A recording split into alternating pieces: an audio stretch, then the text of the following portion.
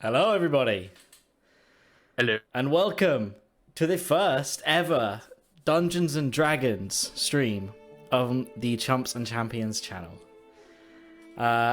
This is session 1. This is session, like, I don't know when you do a reboot, we're like in an alternate timeline now, I guess. They reset the level 1. No. New game plus, very much. Like, there's a lot going on. So yeah, no, we're in. We're really pleased to be on this new channel, which we've obviously had some content being going out on that we're going to keep doing, obviously. But this is why we made it, really. We're all super excited to have our first stream. I see that some people are already subscribing. We're going to have emotes and everything. I'm super excited. I'm Marshy. I play Bo. Let's go around the room. So if you want to introduce yourselves, Drew. I'm Drew, or Chaos Master. I play Elduin. Ali. I'm Allie. I play Gwen. Noff. I'm Noff. I play Gurgle. Copy. Oh, sorry. I'm Carpe Horror. I play Delta. And Rob. I'm Rob Thumbit, and I play Fold. And of course, last but not least, the almighty, wonderful DM, and Siler Hold your applause.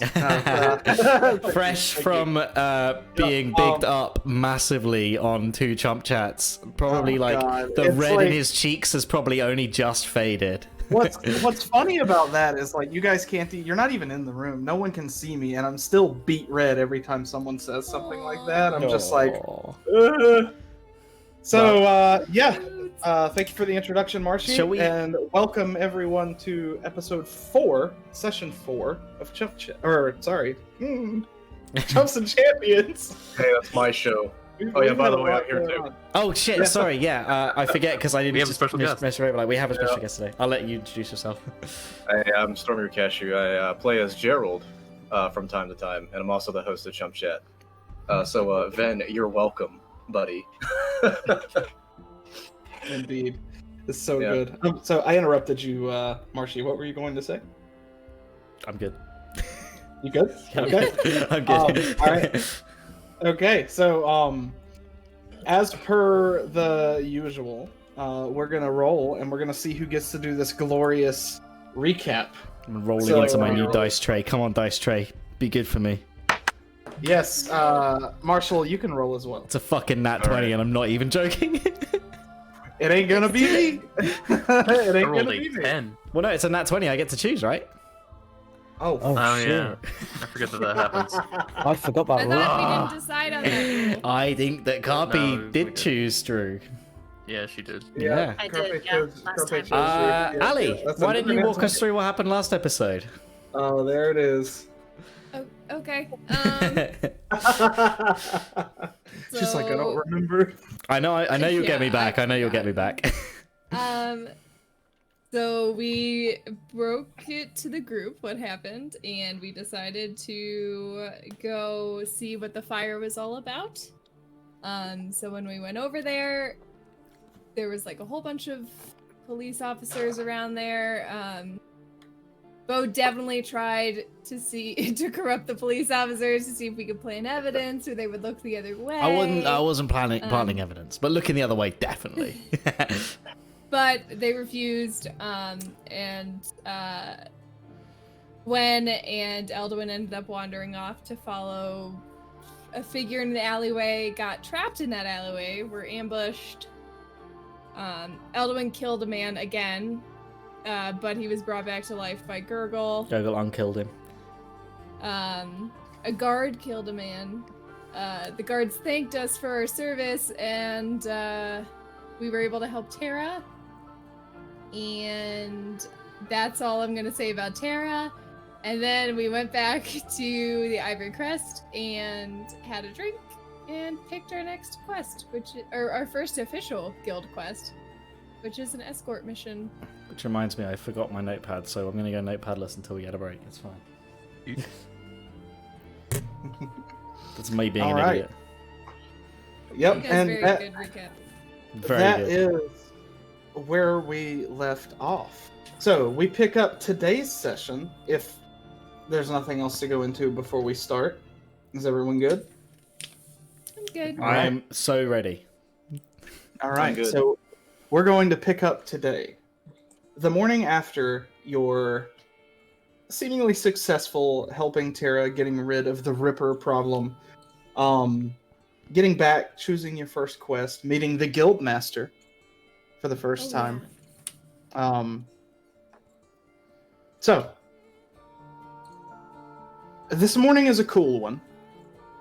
The breeze flows through the spaces in between the windows, and the dull beams of sunlight flow in through the cracks in the curtains. Each of you is probably awake early, I would say. Some of you for different reasons, some of you for nerves, being that today is the first day where you're actually going to go out on a quest for the guild, for the Ivory Crest. The Ivory Quest. Don't start that. So Don't. as you guys all rustle awake, what would you like to do? You are each in your personal quarters. You've got your all of your belongings with you and everything. Breakfast can be served in the guild hall as per usual, or you can have it brought to your room. You can meet up. You can eat separately. You can do whatever you want. The day is yours. I'm gonna go for a jog, a Okay. quick calisthenic exercise, and then I will go to the guild hall to eat. Okay. Bo's What gonna about the rest? take a. He's gonna. Is there like a quad? You know where we fought? A what now? A quad, like a grass area where we like had our fight. He's gonna go there early on. Just kind of like he had a heavy one last night, so he's gonna. It's a little bit chilly, so he's gonna kind of just sit and have a little refreshing, like sit outside. You know, maybe he'll have his breakfast out there. But yeah, he's waking up. No beer this morning, which is. Is he feeling okay? I know, Good right? morning, Ale. alright? Are you sick? Eldwin will head into the bar and get some food for the morning. Okay. Last chance to get like a decent meal in. Right. Gurgle? Gurgle is actually he's laid down for food, which is weird. Because he's basically been trying to get the rat to talk and failing miserably. So he's a bit downtrodden when he does finally show up for food. Fall? But sorry. Oh, go ahead. Sorry. I didn't Oh mean to no, interrupt. he'll like. He seems a little less likely. Usually he'd have the rats eaten with him. But this time he's sort of giving them the cold shoulder, so they're like sat next to him, and he's just like, mind. So you don't get fed. Okay. Alright. Yeah, Full will actually be out in the dining area pretty early, because I assume that the guild hall has like an area where you can swing your sword or shoot a bow or just practice that kind of stuff. You want to shoot Outside. Yeah, It's outside. he'd been out Actually- there all morning just swinging his sword Funny- and things, whatnot. Okay, so this naturally went to the hilarious place that it always goes, because the That's where area Bo that is. you're talking about is exactly the same spot that Bo is in. So Bo's just chilling, Oh, no. chilling with his Yeah. breakfast, and like, presumably, like he's just looking up every now and then. I think he appreciates the effort. He's not going to walk over and give you pointers because he feels like that'll go the wrong way, and you'll take that wrong. But yeah, no, But he's Full's just definitely kinda he's practicing definitely his thinking sword. about what he would do. Sorry, God. Oh no, that's it. He's just practicing with his sword, swinging it around, and all that because he's not done too well previously. Gotcha. Carpe, what's Delta doing? That's so cute.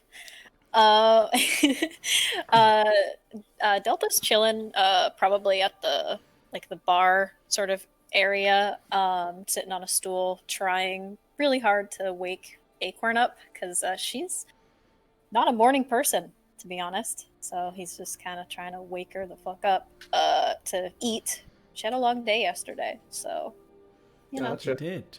She took a tumble. Wake her up. Hurry up. But yeah, that's about it. Just kind of taking in the day, trying to get her up. All right, good deal. So each of you go about your morning routines. I believe, if I'm not mistaken, Ren told you to meet in the morning, right? Yeah. I believe so. Yes. Sure. Couldn't remember what I said. So retcon it. before you go and actually meet with Ren about the quest to be seen off or whatever, is there any interaction between the group that you would like to have? I'm fine. Yeah, Bo's just gonna leave. Fall to it. He's been in difficult places before. He knows that it doesn't help if you have someone come in and try and like give you tips and stuff and shit.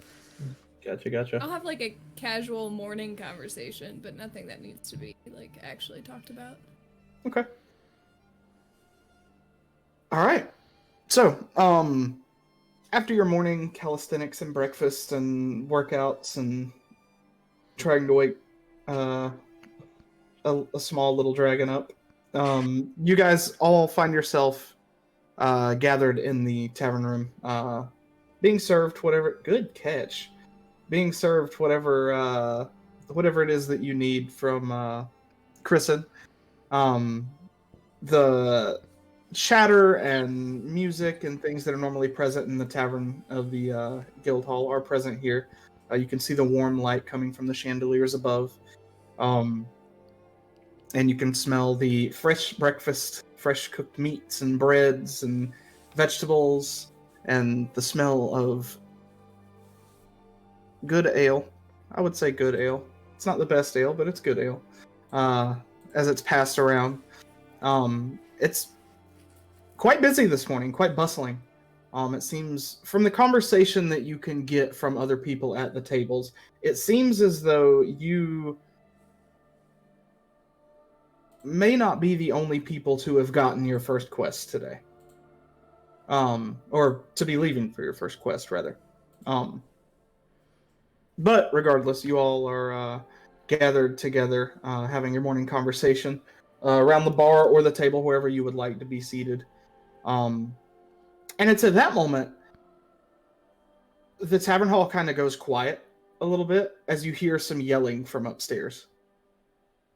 You can't make out what it is, but it seems to be coming from the conference room where you were originally brought in and briefed about your position here at the guild and welcomed into the folds of the Ivory Crest. You hear some form of, it sounds like, from what you can hear, it sounds very one-sided. You only hear one person yelling. So you hear, as you kind of stop your conversation, the whole guild kind of like chills and like looks up, like they're wondering what's going on. You hear some whispers throughout, but you see the door to the conference room slam open, and you hear, and well, you see first, actually. Let me, yeah, you see an armored individual in plate armor, just plain like iron plate armor.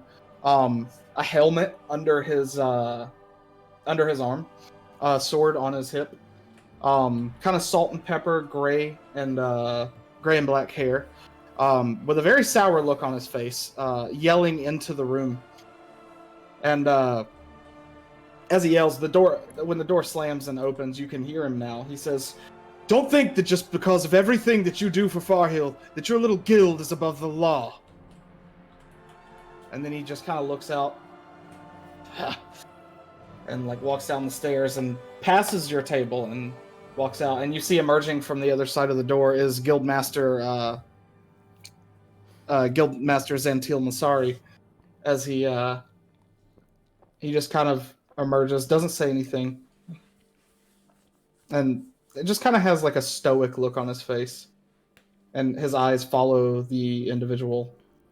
You have not met this individual, but his armor and the way he carries himself seems to mark a higher rank of some sort. You're not sure what organization he may be with, but judging by the fact that he's talking about the law, it's fair to assume he may be associated with the town guard.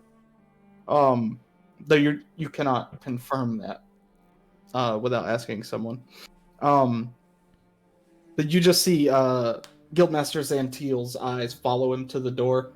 The individual does look in your direction. He kind of cuts you like a cold glance and then walks out the door. What are you looking at? He's well past you. He's already left by the time you say that. Unless you say that as he's passing. I'm saying it as he's passing. Okay. He doesn't say anything in response. Like he stops for a second and then just continues walking. So you see two individuals emerge from behind Guildmaster Zantiel Nasari. You see Euphoria, and then you see Gerald. Both looking like they've just gotten quite the scolding. Gerald, despite being a Minotaur, looks pale white and embarrassed. Yep. Zantiel, you guys wouldn't hear the words, but Zantiel has some words with them, and you see Euphoria nod. And then Euphoria says something back, kind of hushed, and Euphoria kind of like looks over to you all and raises his hand and waves. And then he walks down the other stair and out another door to the back of the tavern. Gerald, however, begins to approach you.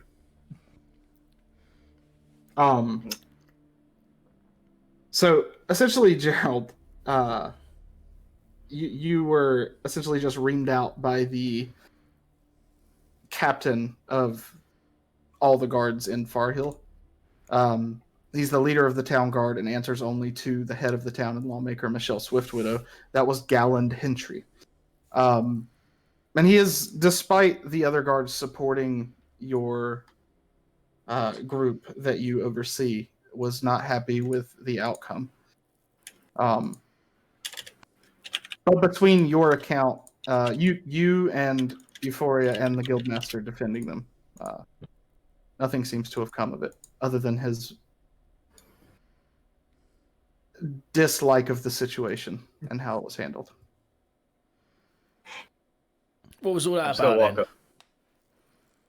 Oh, well, he was very not amused of the actions that you guys took yesterday, which is partially my fault. I should have been there. And he just, like, he does like the Japanese businessman thing where he like leans forward and is just like, "I'm so sorry," kind of thing.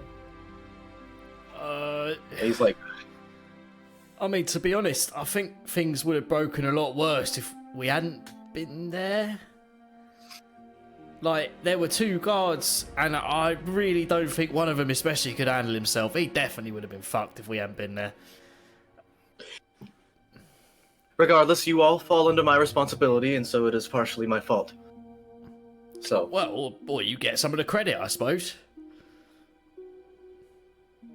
Well, he didn't seem to want to give out any credit. Mate, he'll soften up. Don't worry about it, mate. Regardless, I was told that you all have accepted your first quest. That's right, yeah. Now, what would that be? Because he didn't tell me what it was, but I hope it's one. But I'll let you tell me. What was her name? We're helping a lady go to a place. Oh, that one. Oh. Yeah, Gurgle not You like don't it either. seem too enthused.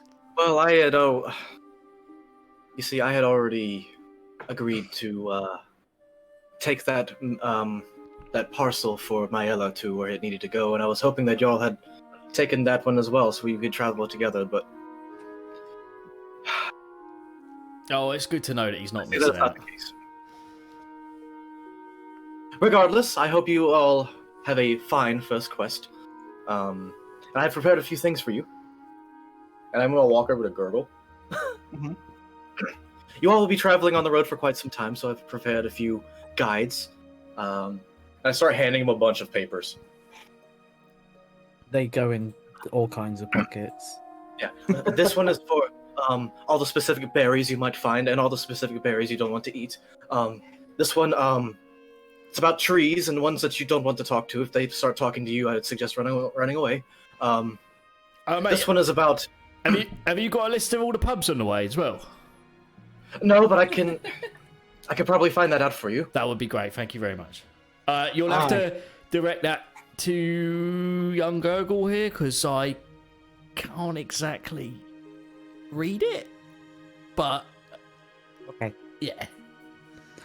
Gurgle actually, whilst Gerald's handing him stuff, Gurgle stops him for a sec and like just plants a hand on his, and is just like, "Thank you for helping friend," because You're that's welcome. what he wanted to do. Now take this one. This one's very important. It's about how to spot mimics.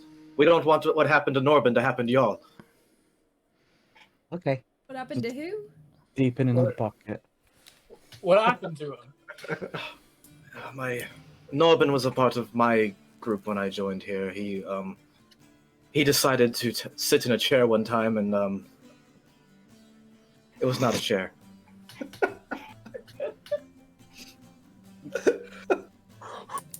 And what Well, that happened information to is him? lost in the sleeves.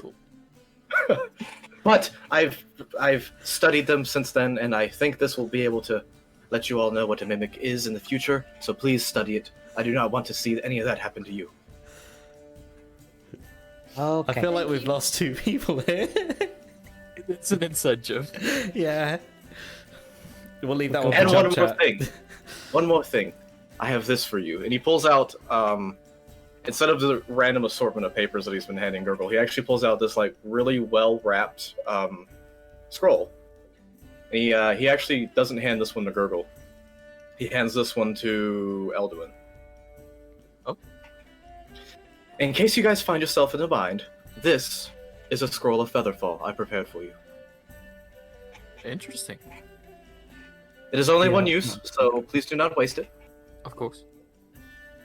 And considering I won't be with you, that's all that I can really give to you before you leave. So, is there any questions before you all set off? None from me. No. I thought that you were going to give him like your list of, all those under the table things that you can't buy in normal shops that you might think that a smuggler might be able to, pick up for you. But I've been over wrong this. before. Yes, well, I need to set out on my own quest myself, so I will be leaving shortly. However, I will get you that list for you that you request. I will have probably a courier send it to you along the road. Since That it will sounds take me like some an time. effective use of time. Yes. And I wish you all the best. And Thank you. Gerald hurriedly walks out. Well, it doesn't seem like our work was entirely appreciated then. Doesn't. Yeah. Well, I like to think that the part that they were angry about was probably the burning and the killing and stuff that didn't involve us. well, yes, none of the killing involved you, that's for sure. But it was the god who did the killing, not us. Gurgle unkilled. Well, Gurgle unkilled. you got to remember, Gurgle, is that there was a lot that happened before we got there. Gurgle unkilled. Yes, you did good, Gurgle. You did very good, young Gurgle. Gurgle did good. Then why Gurgle not get to choose mission? Well, we are a group of people. We tend to let everyone decide. Gurgle did I good. apologize, Gurgle. I did like that that quest, but It's okay, Gerald is So- doing it. you're right. It is in good hands. Yeah, he's got it covered.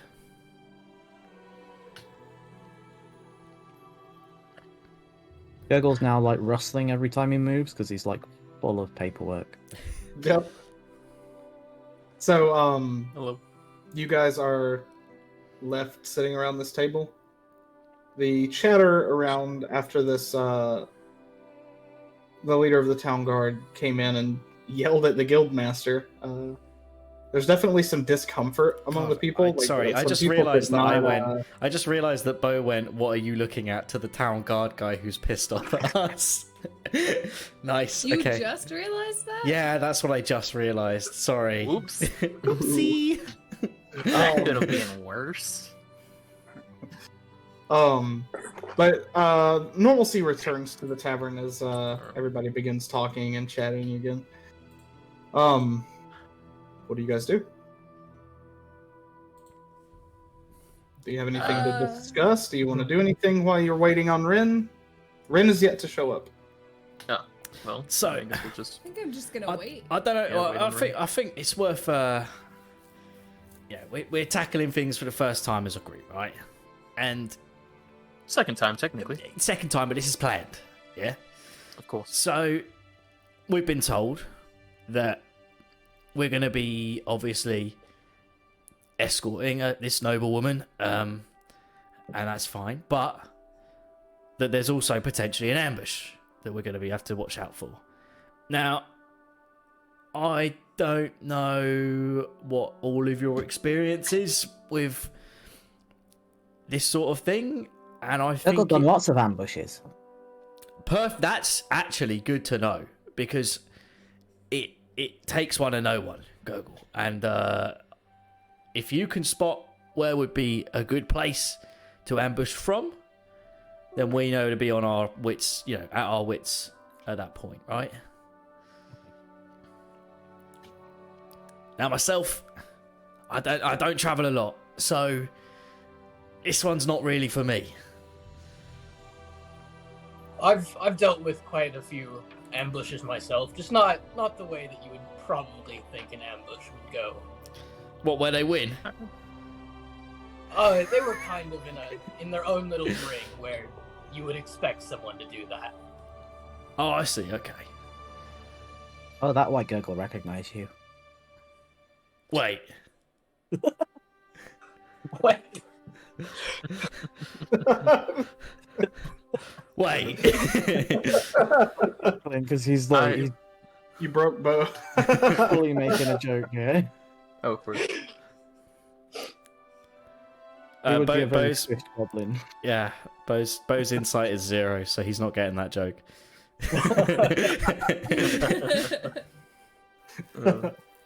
So, as you guys are continuing your conversation and waiting, you're keeping an eye out. You do see emerging from the staircase to the left at the back of the guild hall.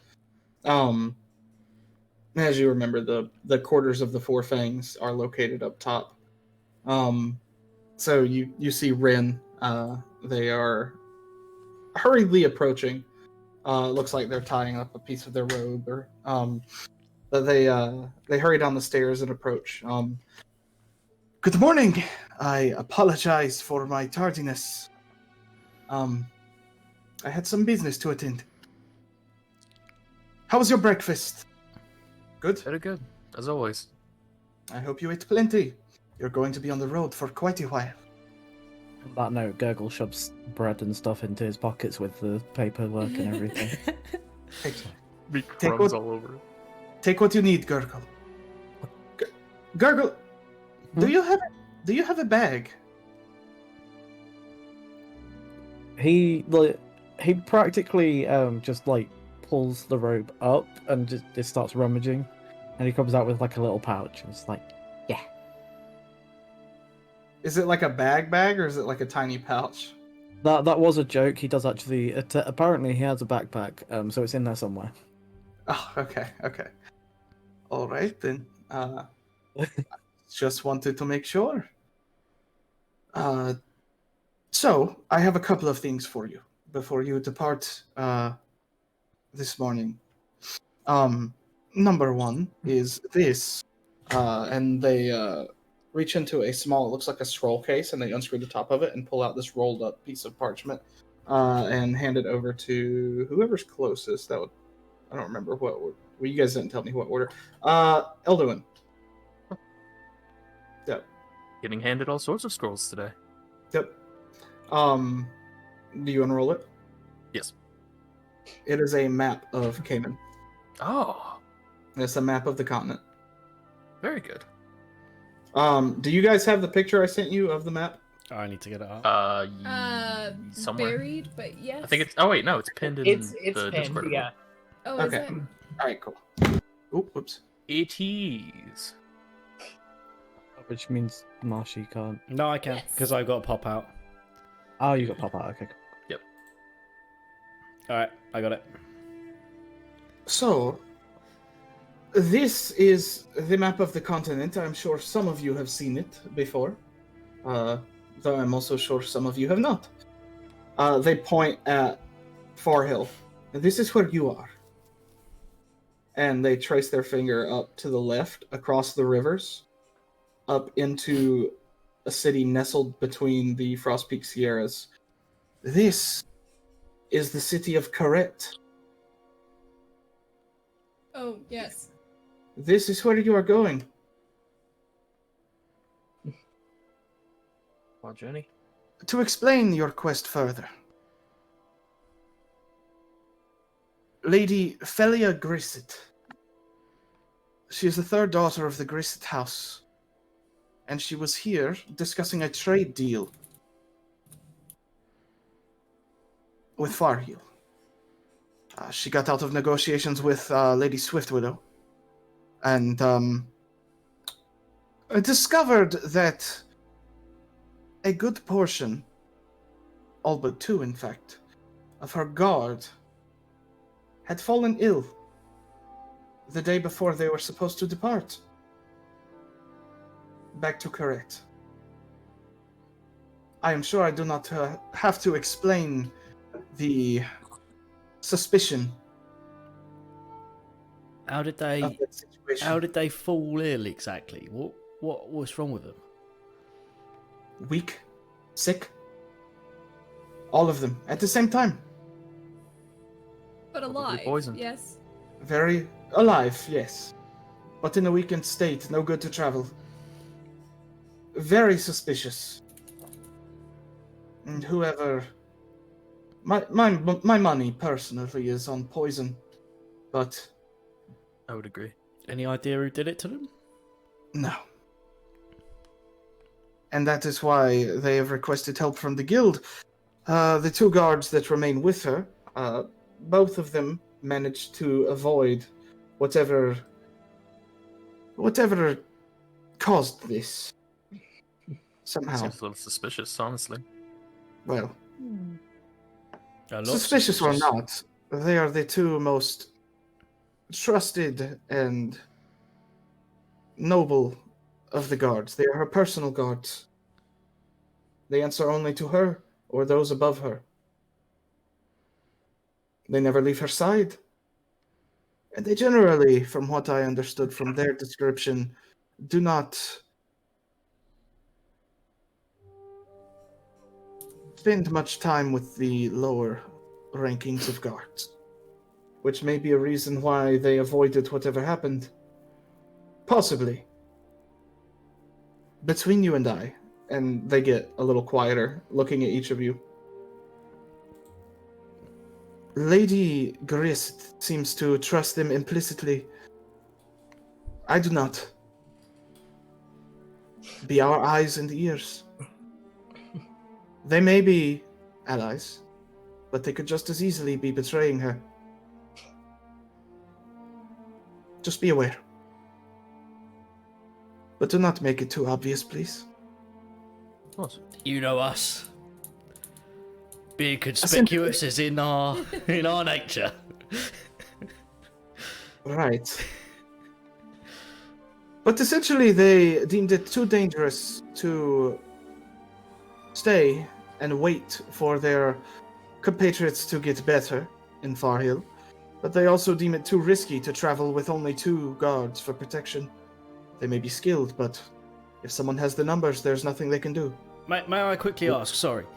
Go ahead. Who deemed it that they would need some extra protection? Did The guards. Oh, the guards.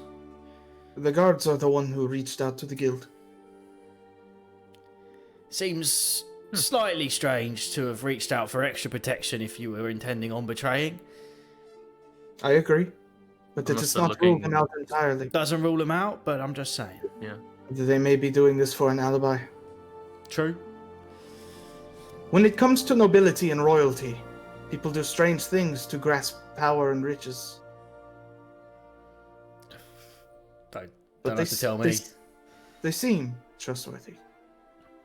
But take it for what it is. Regardless,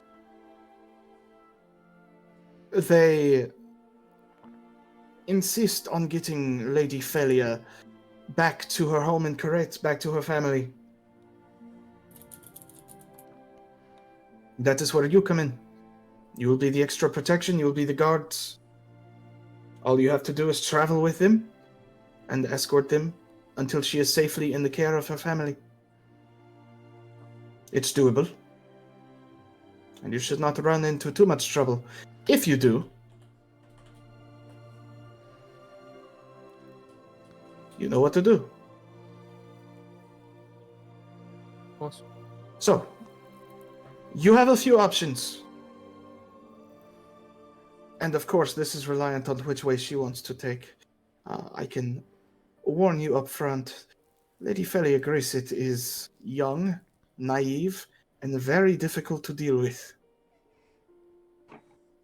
She is only 19, but is quite used to being handed everything on a silver platter. So convincing her of something she does not want to do is difficult, from what I have surmised. The two guards seem to have good heads on their shoulders, but I do not fully trust them. Regardless, so that you know, there are a few options for you here. Two, to be exact, as far as pathing that you could take to get to Corette. The first one is if you leave out of the west gate here of Farhill, travel along the Sapphire Trail, cross over the Moonlight River, meeting the Evergleam rivers, following the river all the way up to where it meets Corette. That is your first option. You'll be next to the water the entire time. It is easy to travel, but it is also the busy road. It is the path more traveled. And it is probably where they will assume a noblewoman will go, if anyone is planning an ambush. There is currently not a large amount of trade between Farhill and Corette. That is what they are negotiating, so you may not see a large amount of people on this road. That could pose a problem if anyone does want to ambush. Less eyes, less witnesses. Your second option is to cross over the Moonlight River and then to follow the edge of the Frost Peak Sierras all the way around to the backside of Corette. It is much longer a trip, but it is the path less traveled. Almost no one would be crazy enough to take that path.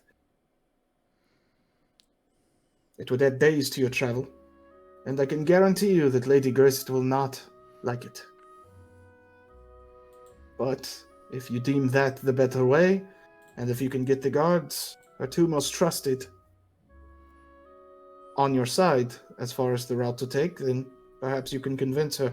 She knows nothing of traveling the roads. So, I trust you, and I trust,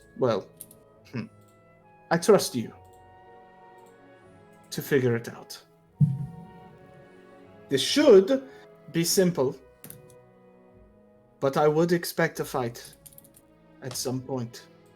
That is only common sense at this point with the suspicious activity surrounding the guards.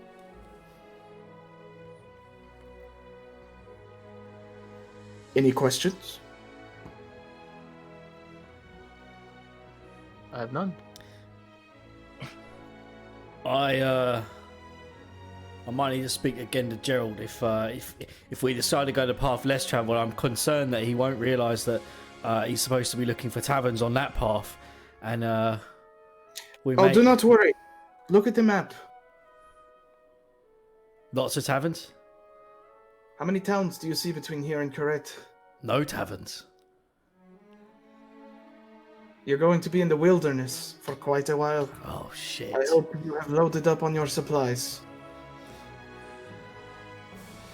As he says that, I'd like Gerald to walk back in and look a bit sad, Okay. and just walk up to Bo. I'm sorry to inform you, but it doesn't seem as if there are any taverns on the way there. Hi, I've just heard the news as well. It's all right, Gerald. You did all you could. Rin says, Oh. yes, this is quite dire. Well, I can't say it's got off to the best start, but yeah, we can do our best.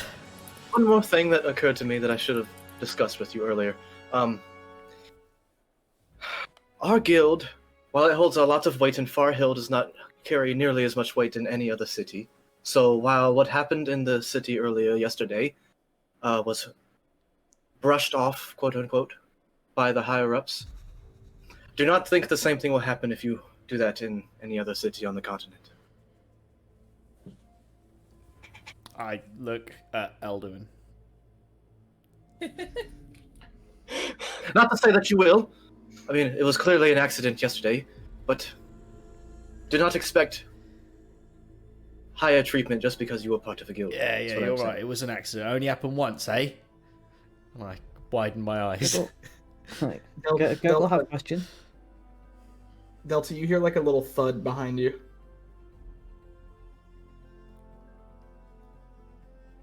Carpe? What? You hear like a thud noise, like something hitting the ground behind you. Oh, I thought you were gonna keep going. Sorry. No, I- no. Oh, okay. Well, obviously I'm gonna turn and look. You see, Acorn has fallen out of the bag and is like slowly like crawling over to a piece of food that fell off the table. Have you not? Like- Have you not fed like- her? She's almost hunting it. Like she's like real low to the ground. Oh, That is adorable. Like a kitty cat? I'm Yeah. just gonna watch her. She can do her thing. That's adorable. Gerald is also intently watching, and he's got a piece of paper up. Yeah. Oh. She just kind of pounces on it and then like chomps it down real fast and then like looks up at the group and does like the little like tongue lick the mouth kind of thing that lizards do, and just like looks. Bo throws a piece of like hash brown. Just Catches high, it just before high it enough moves. that at least she has to Doesn't go for even- it. Doesn't even let it hit the ground. Perfect. Gurgle have one question. You.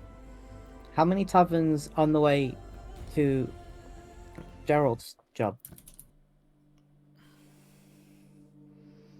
I'm sure there are a few. Okay.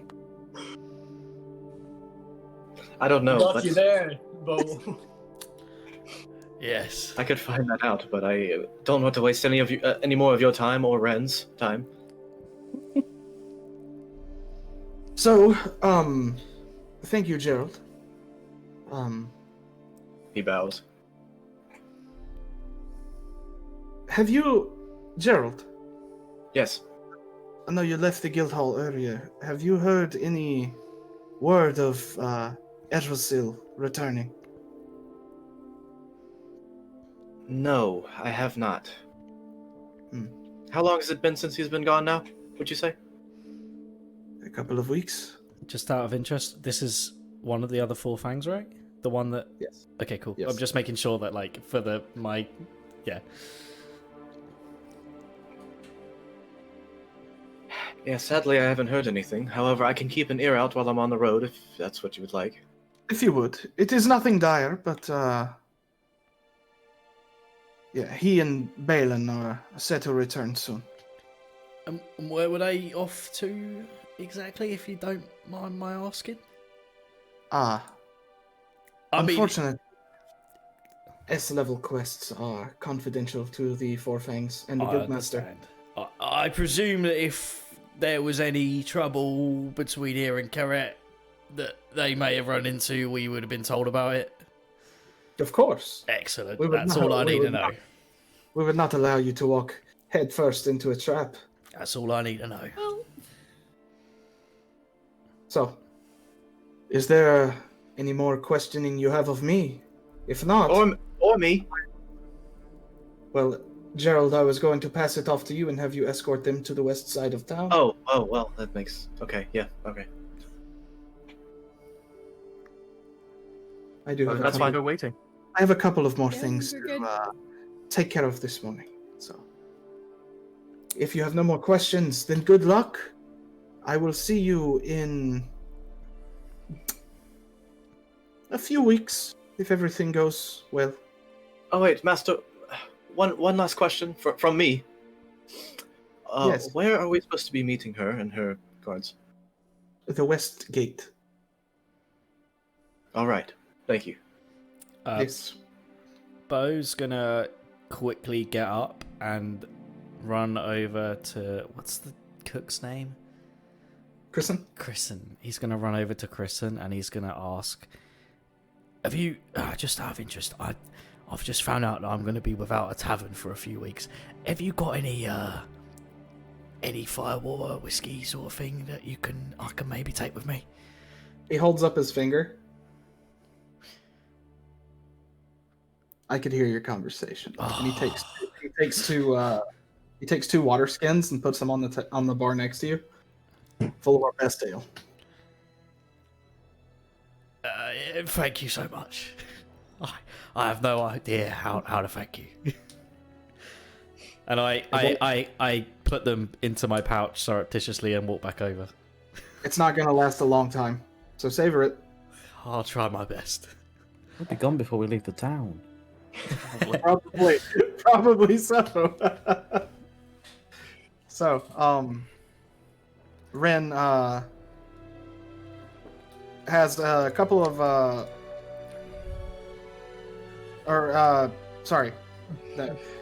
Ren looks to you all and says, "Well, good luck." And they walk away. Moving back up the stairs hurriedly to wherever they came from. They seem to be in quite a hurry this morning for some reason. You're not sure. Yeah. Gerald, you are left with the 6 members of the group that you are in charge of. Well, not in charge of, but oversee, sort of. What do you guys want to do? All right, are we ready to go? Let's not keep her waiting. Yes, we Yes. do not want to keep a noble woman waiting. I believe we should have a quick Wait. discussion. yeah. We need Yes, to. and I suggest if any of y'all need to use the bathroom, please use it now before we leave. Gurgle Okay, runs thank you off, so much rustling for the that. whole time. I am usually quite good at using the bathroom in my own time, but thank you. It was just a suggestion. No, that's all right. I was going to suggest that we have a little chat about how we plan on doing this, which route we plan on taking. We don't want to be having an argument Oh, that's in fair. front of the guards before we try and convince them of our choice that we don't agree on ourselves. That's fair. I think we should take the mountain route because it's going to be the safest one. You don't want to get Well, into any that's fights not now, do you? necessarily the case. That's not very necessarily true. the case. It's just the less traveled one. It is very scenic. It would probably also be full of creatures more suited to the mountains. So whereas we Yeah. might not get ambushed by thugs, we might be Dinner. encountering something else. Gurgle scurries back from the toilet. And yeah, what about you, young Gurgle? I know you were a little bit put off by our choice, so perhaps you might want to weigh in with a little bit of input here. We have Where- the map out. Yeah, and I would Yes. say, like, I have them. if you were planning an ambush, would you go for the obvious route? Or would you be more looking to trying to catch them in the middle of the wilderness sort of thing? What do you think would be our safest route? So Gurgle, like, he gets up and he looks at the map. He is actually a wanderer, so he is good with maps and stuff. So he's looking at it and he's like putting his things out, like pointing out different routes and stuff. The goblin usually attack on roadway, quiet road. There's forest nearby. Riverbanks, good hiding. Gurgle probably say go mountain path. It take longer, but we won't get lost. And like he seems really confident in the fact that you won't get lost. It's a fair point, and also our waters will be nice and chilled on the mountain route.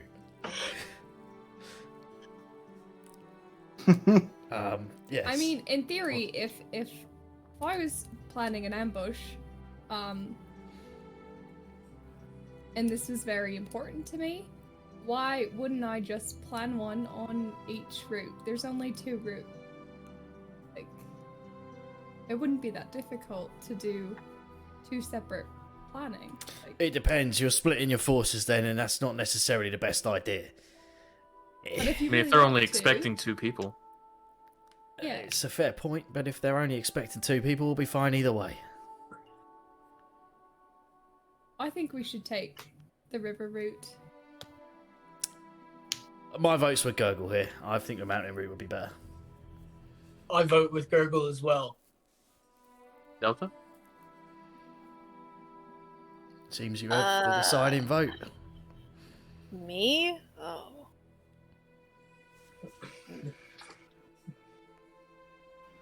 I think we should do the route that's fastest, because I feel like we're going to get in trouble either way, so why not get it over with as fast as possible?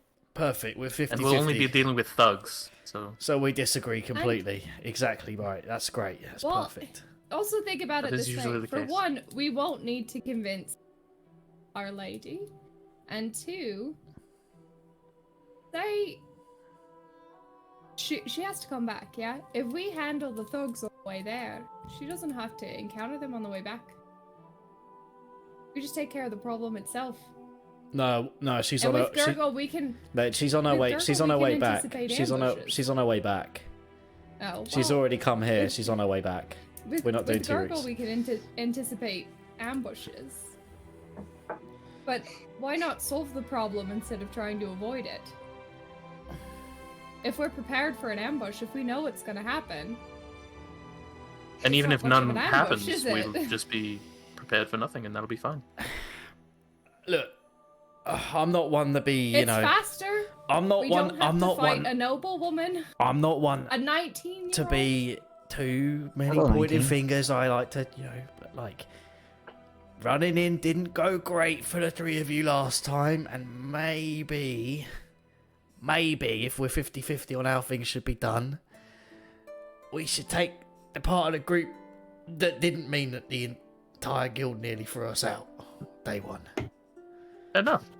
I'm just saying. Gurgle I'll give you the benefit of the doubt. do understand with the river option, but that is I just more hope likely that to be other kind of ambush as well. Gurgle not know the creatures this way, but if there are others, they will take advantage too. But to what you said, sorry, go ahead. Of a small group with cargo and food and ale, and he points at Bo. I don't know what you're talking about, young Google. And Bo, to what you said, I will give you the benefit of the doubt. And we did not make the best choice last time, sure. And so I will go with you. I say we should probably go to the mountain. And I can only hope that your ale will last you the amount of time we're on our way. I really don't know what you guys are talking about, but thank you. Your concern I is would like to touching. bring up one final point before we settle on this. It was brought up that the mountain path was no one would be crazy enough to take that path. Just maybe there's a reason for that beyond it taking extra days. Maybe there's actual wild danger. Owl bears, perhaps. Who's to say we're not a little bit crazy ourselves? We're only level 2. I don't think there'll be any owlbears. I can negotiate with thugs. I cannot talk to owlbears. Would we? Maybe I'm partial to water. The water in mountains, it's cold.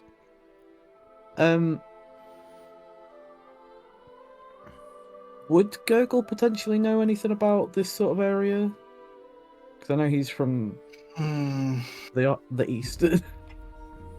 Roll a nature check. Oh, it's not going very well. Oh, 17. 17? Yes. I would give you the extent of your knowledge comes from where the Green Sun's Tangle meets the Frost Peak Sierras on the other side.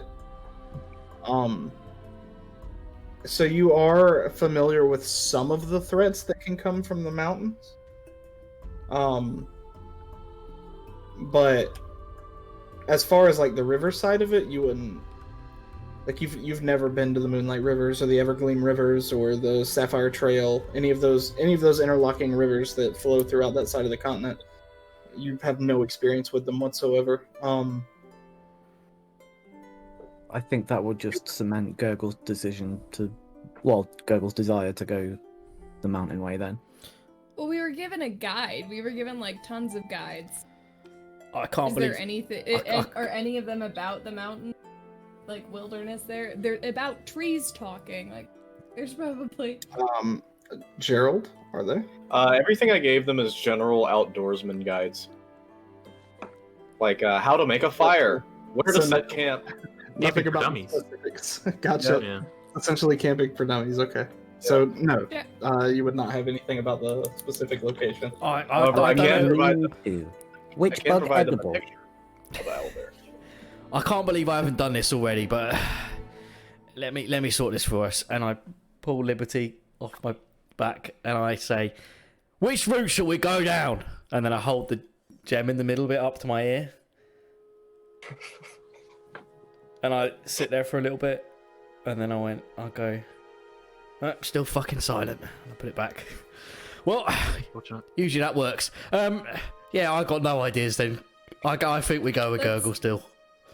I want to turn to Gerald, just because he's here and he's advising us, and just say, Gerald, what opinion are you of? Like, what path would you take if you were on the mission? Well, I agree that it would be safer to take the quicker route. However, we are being hired to guard this noble woman because presumably her life is in danger. She is trying to return home. The people who are trying to harm her know she is agitated and is trying to return home. Therefore, they would probably pick the quicker route because she would want to get there quicker. So it is of my opinion that you should take the mountain route. Well, I think that sort of settles it. All right, so we take the mountain route then. However, I don't want to step over anybody's viewpoints or anything. I want y'all to make your own decisions. So, Our turn to make mistakes. You already made course. mistakes. Exactly. Thank you, Gurgo. You are quite wise. Wise beyond his years. Very wise. Nope. Gurgle only 16 wise, Gurgle 19.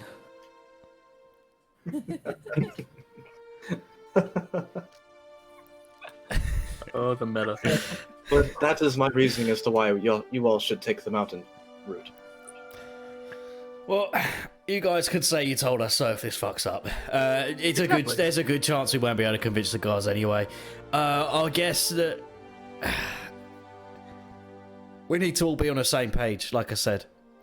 You guys happy to swing from Gurgle's corner when we try and convince these guys? Yeah. I mean, I wouldn't say I'm happy about it, but we just need to look like a team. You know, they're used to, well, they're bodyguards. They're probably used to a pretty tight-knit unit, and we need to come across looking like a tight-knit unit if we want them to pay any sort of attention to us. I know it's pretty difficult, given we're something of a ragtag bunch. But we could at least give the impression. Well, so Delta's kind of standing there. Can't really tell, but he's kind of nervous. He's kind of shifting on his feet a little bit, holding Acorn, feeding her little bits of meat. And he sort of pipes up and says, well, I guess we can do the mountain route, but I'm hesitant to do that because Acorn's never been in a place that's that cold before. She's a desert pseudo dragon, so I'll just make sure we keep her warm, okay? Make sure to bundle her up, yeah. I'll do my best. You know, I'll keep her safe. Thank you. That's all I have to say. I'm gonna go. I'm gonna go and get my bed sheets from my room before we go to the gate. Oh my god. I don't know if that's like your actual room or if it's like an inn kind of room. Oh, it's his now. Good question. It's like an inn, but unless you leave the guild, it's gonna be your personal room. So I'm Oh, we taking. could decorate it. I'm taking. Yeah. I'm taking the sheets. I'm bringing them down. This doesn't have to happen now, but I just want it known that that's what I'm gonna be doing. Okay. Yeah. All right. So for future reference, you have your fucking bed sheets with you. Yeah. I have my bedsheet, and they are specifically in whatever satchel bag wrapped around to keep Acorn as comfortable as possible. Well, Gurgle was going to offer his rats because they're always very warm. They like to cuddle up together. So, but you know. DM, would Gerald know anything about pseudo dragons? Would he have read anything in the past? Roll an intelligence check. Intelligence. All right. You can roll nature, I suppose. All right. That is a 23. 23. What exactly are you trying to surmise? I'm trying to. The nature of this creature, would it be okay in a cold climate? That kind of stuff. Okay, with a roll like that, a cold climate isn't going to shut Acorn down necessarily, but Acorn's going to be very uncomfortable and slow to move the colder she is, for sure. Like a reptile would be in a cold environment, but maybe a little more so because of her being a desert pseudo dragon specifically. What about Bo? Bose just freezes. We're gonna have ourselves a dragonborn sickle. Bo Great. chose the wrong choice, and now he's dead. I was going to say we're going to freeze to death in the mountains, but we won't starve. You'll all be pretty much fine as long as you are dressed appropriately. I'm not. Yeah, I've got and rags. I relate that to Delta. Okay. Thank you. Good to know. I dress appropriately. Is Gurgle dressed appropriately? He's literally in a robe. I don't even know if he has shoes. Are you guys dressed appropriately? did. Do you I like to have think warm having clothes? full plate mail You armor need- makes me dressed appropriately. Do you need? Well, you may need some insulation. It is metal. Metal gets I have cold. like I a mean- winter uniform, so Oh, neat. Plate would probably have the Um, leathers and stuff underneath it, and you'd get very warm in that anyway. Yeah, Elduin is used to travel, so I would assume his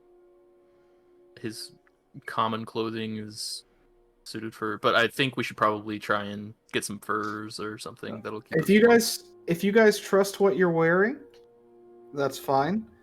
Just be aware that I may ask, and it may come up later. I don't trust what I'm wearing. I think we should go. I think we should go shopping. Bo's I'll just put on a Bo's scarf. wearing literal rags. Yeah. He's not, Bo would probably take some yeah. Bo's Points of exhaustion. take some negative Just wear a bear. cold. just take the river road, and it's not All a right. problem. It's gonna be cold regardless. It's just gonna be colder in the mountains. So are you all in agreement that you would like to try the mountain path? You could call I it think that. All we right. are. Well, some of you look like you might need to get some. And I look at Bo, extra warmth before you take that path. So if you want, I can go down there and try and convince her of trying to take that path while y'all gather a few more supplies. I think that we might be best to do that ourselves. If we're looking Fair at, enough. if we're looking Well, to if he build a represents rapport, us. if we're looking to rebuild a rapport with people that we're traveling with, though, I don't really want to have someone speaking for us. I think that we need to make our case on its own merits, and Fair enough. you know, You raise a fine point. I was simply just trying to save you some no, time. I appreciate it. You raise a fine point. Well then, if you want to gather some extra warmth before you all head out, then I suggest we go ahead and do that. We won't want to keep her waiting too much longer. Yes, of course. Do you have a place of reference that we should probably go and purchase these from? Give me 1 second. I actually might.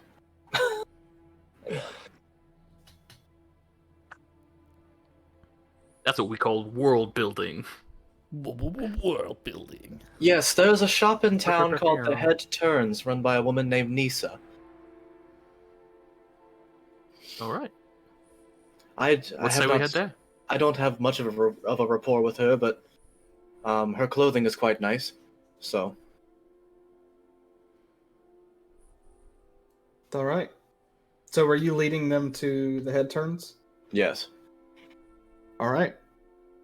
So is anything else you would like to accomplish here at the guild hall? Because I'm not going to assume that you won't come back here. You But is might. there a lost property? Lost and found. Like a lost and found? No. Because Bo would be looking at that before he buys anything. There don't open. There- Just there's- for there's- like a goodwill. There's Where's no the- Komodo man here. Shit. Where's the resurrection army? The Oh resurrection. man. I was trying I to don't know say about Gurgle salvation. having fairy paws. I got it, Drew. Thank you. I got it. No, there is no donut bin, but Gerald leads you through town, and it's back in the market square. Things seem to have calmed down for the most part. You can still catch a whiff of what is now wet fire. If that does that make sense? Like when there's like a fire and it rains, and Yeah. it's Yeah. just it smells like smoke, Can't but say I've ever- it's got like a wet. I don't know. I can't say I've ever smelled that before. It's hard to Yes. describe. I can't think of I the bet. right word. I'm Yeah. familiar with If you- it. If you've Yeah. ever like burned pine straw and stuff and then it rained on it, you'd know what I'm talking about. I'm sure there's a word Rained for on it. your barbecue. No. You smell like smoke essentially.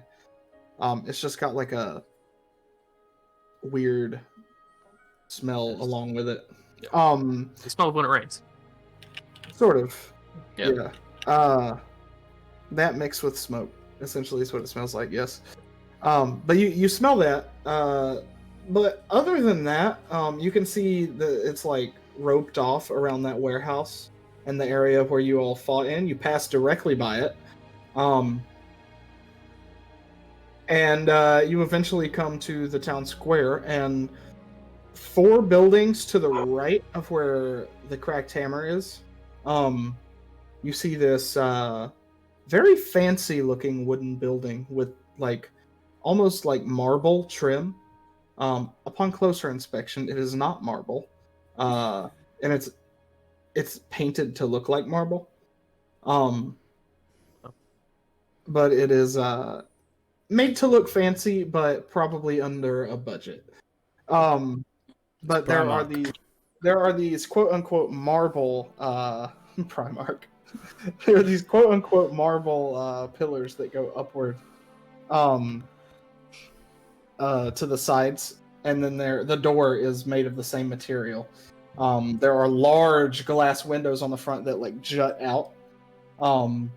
And they have like mannequins and things sitting in there, and they've got clothes and dresses and large leather jackets and fur coats and common clothes, any kind of clothing you could think of. Nice shoes. There's even like a couple of racks in the windows with like jewelry, though nothing too expensive sitting in the window. And you see a couple of people like walking around in the store. The windows on the front are very, very large, so you can see pretty much the whole inside of the store from outside. You all gather what you need. I will wait out here. Yeah. I'm gonna go in and look for, like, basically something that's gonna keep me warm, but it's not expensive. As cheap as possible. I just want to stay warm. I don't want to look good. I don't give a fuck. Okay. So you guys get inside. You can either try to flag someone down. It looks like some people that work there are I don't want to say. I keep wanting to say servers. Employees would be the correct word, I suppose. There are employees Retail assistants. Yes, retail assistants. They're helping customers. Some of them are like getting measured, getting their measurements taken and stuff. Others are just like they've got the retail assistant kind of held hostage, sort of like they're like, how does this look? Well, how does this look? And the retail assistant's like, fine, you know. But there are people wandering around the shop that work there, just straightening some things up. If you wish to stop one of them or anything like that. Yeah, I'd like to flag down a free one. Okay. Urgle would like to find the kids' shoes section and try everything on. Everything?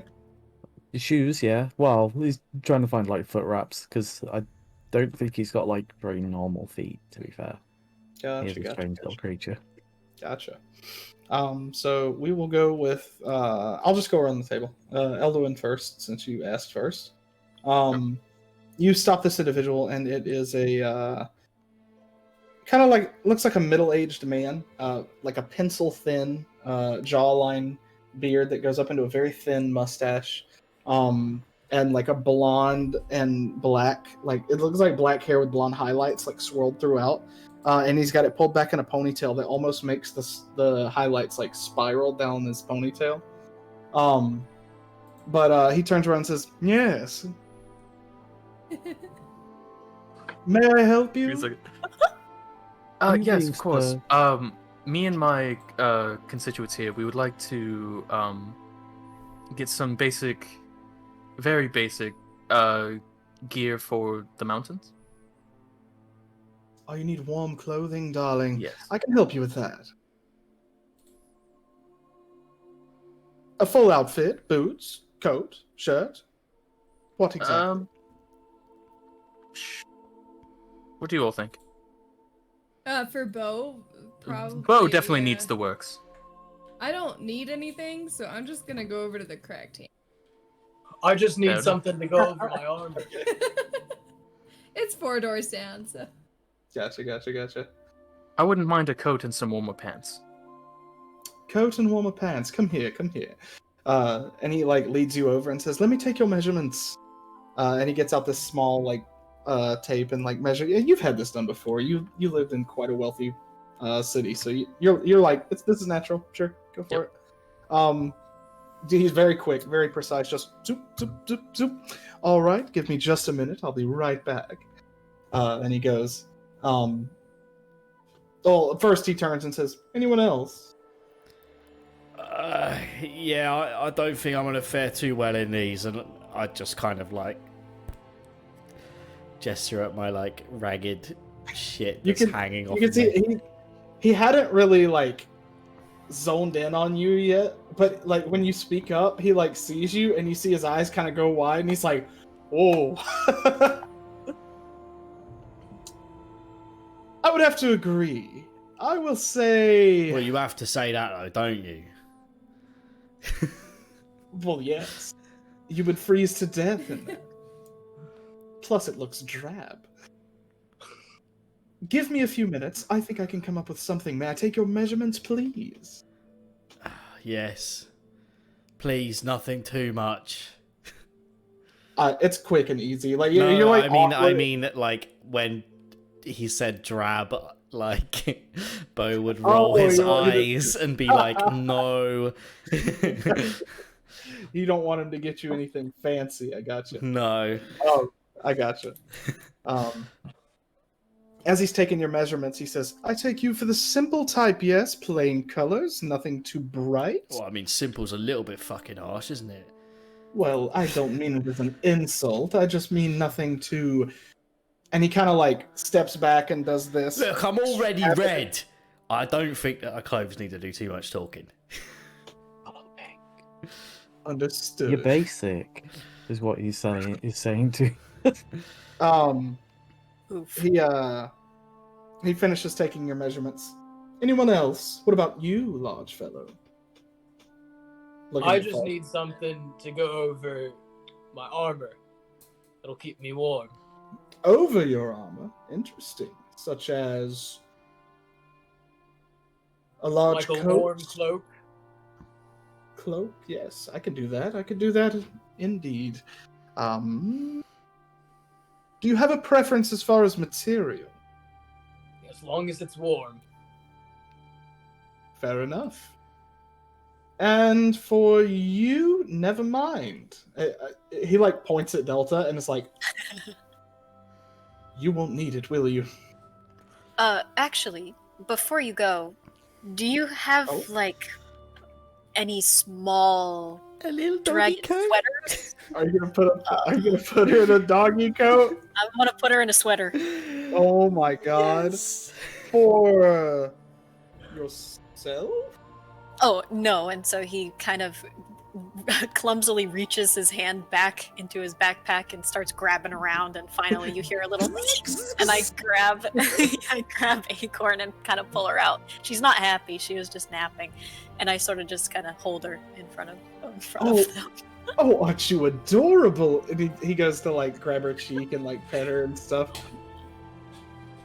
Oh, I believe I can find something just right. Give me a few minutes. I'll be back with all of your clothing. It won't take where me did- too long. I think. where did most Gurgle go? of it- Gurgle's just there. I'm sorry. Who? We have a little goblin friend with us, that could probably use some clothing as well. Ah, He'll be alright. right. I call out for Gurgle. Gurgle. I'm sure one of the other retail associates will find him. I'm going to go and get started on your cloaks and clothes and things. I promise not to bring you anything too extravagant, except maybe you, right? And he points at Elduin. No, I just functional. Thank you. Really? I had you pegged for the wrong type.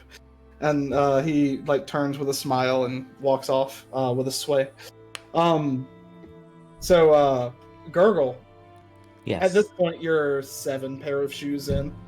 Mhm. And you hear a couple of voices calling your name from the other side of the store.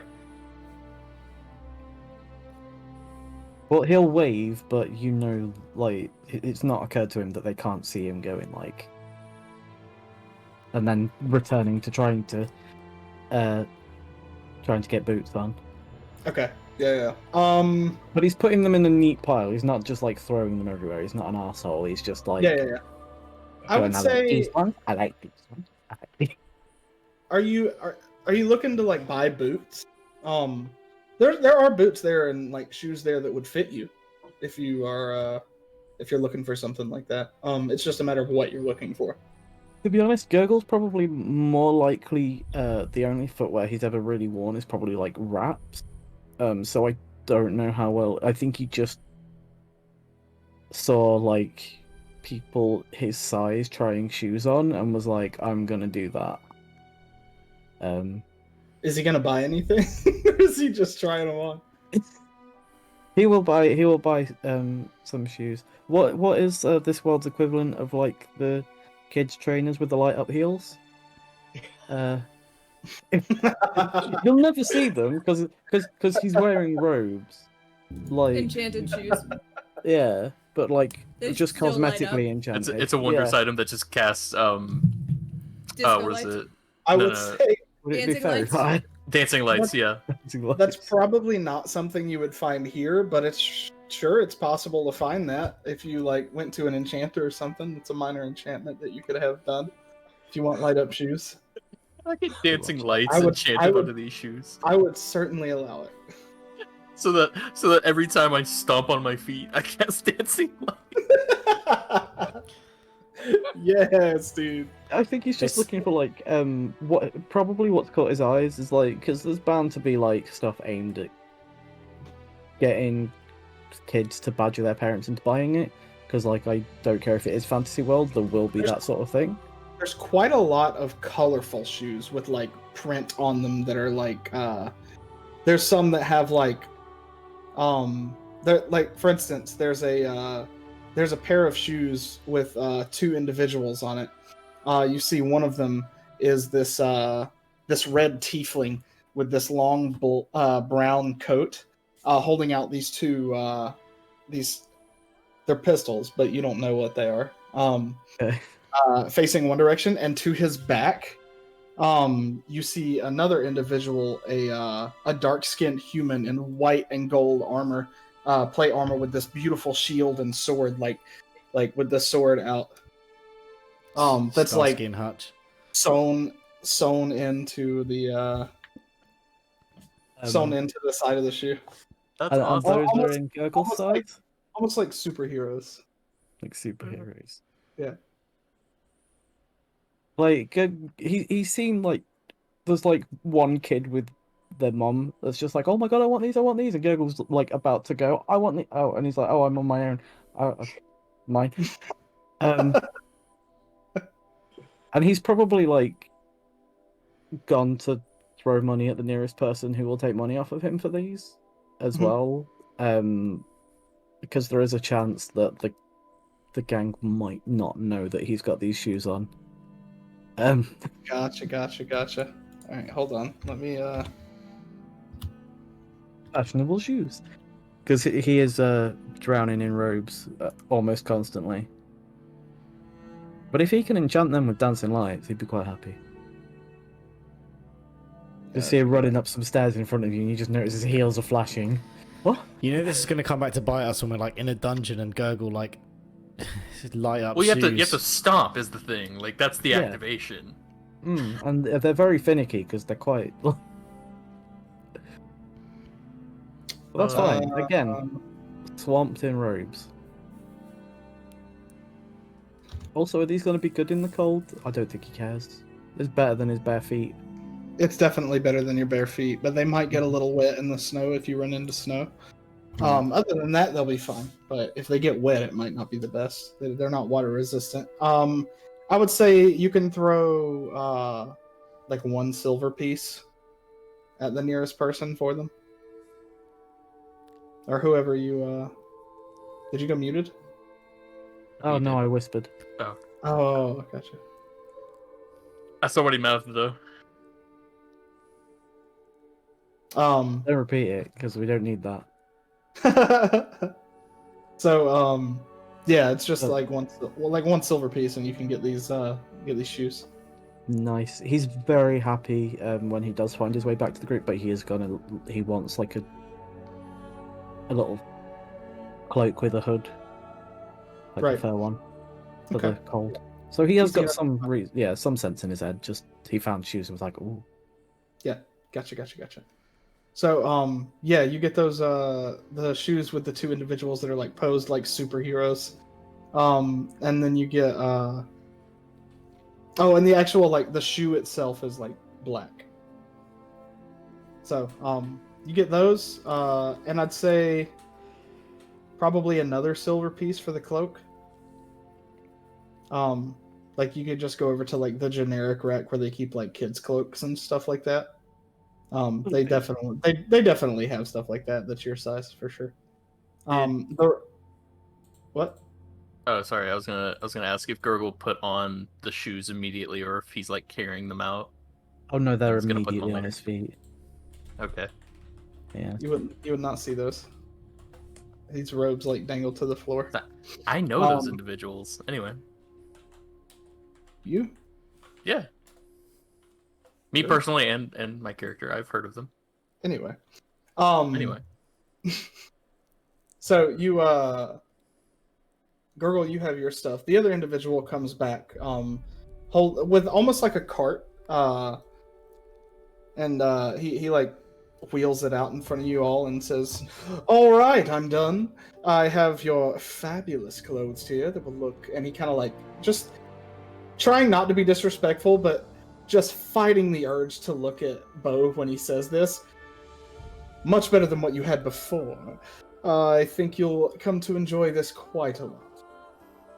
And it will help, of course. Of course it'll help. It's functional. but I did make it look quite good, if I say so myself. But Fine. you all get everything you asked for. Bo, yours is like it's almost like a gray wolf fur. With like these like small, like almost like tusk bones around the edges. It actually fits pretty fucking well with your aesthetic, which surprises you from this individual. But outside of that, there's nothing too fancy about it. It's just a very minimalist match to your barbarian aesthetic. And you get each piece that you asked for. So you get your pants, you get your whatever it was that you wanted. He's gonna quietly. He's not saying anything, but he likes these. Yeah. He just kind of like he watches you put it on, and he's just like, yes, and like nods and like he knows. He's like, I told you. Yeah, well, it's a bit warm in here, but yeah, no, I think it'll be it'll be better for the cold, obviously. Mm-hmm. Yes, just better for the cold, right? Better for the cold, yeah. And here's your cloak, and he takes out this big cloak and hands it to Full. Yours is like jet black, also with these little like barbarian touches on the edges of it, like little bones and things. Not enough to be like, it's a barbarian, but like just enough for like a little fashion touch. He definitely put like his own little touch based on what he pegs each of you as, whether it's accurate or not. Elduin's has a Jolly Roger because he thinks you're a smuggler. No, I'm just playing. No, but Elduin, you do get yours, and it's like this deep dark gray, much darker than the one that he gave Bo. It's like a deep dark gray and black with like just ever so slightly a purple hue in some of the inlay on the outside of it. And the inside of it is like a deep red. Awesome. Who else needed something? That was it, right? Delta needed the cute little. Yeah. He gives you a few to choose from. There is a red one with like these yellow swirls that look almost like and I didn't mean for it to look like this when I started describing it, but I guess that's what it ended up in my head. It's red and it almost looks like the hot rod flames, but far more delicate in its design. There's one that's black with just like light blue polka dots all around it. And there is another one that's like this like dark brown, almost matching the scales of Acorn. And it's just got every once in a while just this little red inlay of like a star. Not like an actual drawn star, but like the ones where the lines like cross over. And they're just like every once in a while. They're a little fancy looking. But those are your options for the sweater for Acorn. Are they all the same price? Yes. Oh god. They are all the same price. Now, this is a big choice because the fan art here. On all of them. Mine goes for Flames. My vote for Flames. You don't get a vote. I'm just saying, if I could vote, I would vote for Flames. If I could vote, I would say the brown one. So while she's making that decision, Elduin, Yes. you owe about 5 silver. All right. Bo, you owe about 7 silver. What's that in gold? Is Half gold? gold? Is it? Oh wait, no. For 10 me, it's half a gold. silver For you, per it's gold. Thanks. So 10. Yeah. So you One get 3 gold. silver back. 1 gold is 10 silver. 1 silver is 10 copper. Cheers. I don't use Electrum. Nobody does. What even is Electrum? Done. Oh, whoops. And one platinum is 10 gold. So if you ever find platinum, it's worth quite a bit. So yeah, Bo owes about 7 silver. Elduin owes about 5 silver, and Gargle, you already gave yours. That was 2 silver for you. Foal, you owe about, with the size of it, I'd say about 3 silver. And Delta. Which one do you want? I'm gonna choose the flames. The red one with Yes. the hot rod, Yeah. Hot rod the flames. doggy sweater with the hot rod flames. Hell yeah. That was in character when I went like that. Bo's. Yeah. Oh, but this is I'm not happening there, while but you're. I'll be pleased. This is happening while you're trying your stuff, like you're putting your stuff on. This is all kind of happening at the same time. So you wouldn't see that until she had already picked it and it was on Acorn. So like she would like, you would like finish and like give the money and be like, all right, cool, I'm ready to go. And then Delta like turns around and you see Acorn like sitting there with just this hot rod flame sweater on. I turn around and I go, "Do you do them in big?" Oh! And then I say, no, it's alright, don't worry. You look fucking great. And I say in Draconic, don't you, little one? Oh, she loves it. That's adorable. I want art of that. Yes, That's so cute. I want it. I'm gonna make art of it. So while all this is happening, Gwen, you Yes. scurry out the door and over to the cracked hammer. You do pass Gerald on the way out. So Gerald's standing there. You see Gwen like walk out and just kind of like. You don't need anything. No, I have my my military uniform. I have one for winter travels. I see. Well, please meet us back here when you're done, or where are you going? We might be best for us to come get you then. Excuse me. I'm just going to the cracked hammer. And I point to it. It's like 3 places away. All right. Well, we will. I will come get you when we are ready to go. Sounds good. And he just goes back to what he was doing. He's just looked like he was just organizing papers. And once he organizes papers in one pocket, he goes to another pocket. But by the time he puts all his papers back in his pocket, they become disheveled again. Perfect. Well, he loved Gurgle's pockets. Trying and failing to organize. Yep. Gwen and Tara sitting in a tree. So you go over to this the large wooden building with this massive awning where the forge and everything sit. You see the 2 dwarven individuals out there, and one of them's just beating the hammer, and the other one's just kind of like sitting there eating a piece of bread. And like you walk by, and he just kind of looks at you. Hello. Hi. Is Tara around? She's inside. Oh, inside. Okay. I'm just gonna go inside. All right. Yeah, you go inside. Yeah. So you open the door and the little bell ding ding ding. You see no one at the counter. You just see the normal empty counter. There's like weapons and shields and armor and things hung up around as there usually is. And then the large like sword hilt with the cowbell on the end of it sitting on the desk. You walk in and it's awfully quiet in here. I'm gonna still ring the bell, but again, I'll try and do it like quietly. Quiet? Like How as quietly as are you it gonna- can be. Like, it's still gonna be loud. Tink, tink, Right. tink, tink. Yeah, like delicately tink it.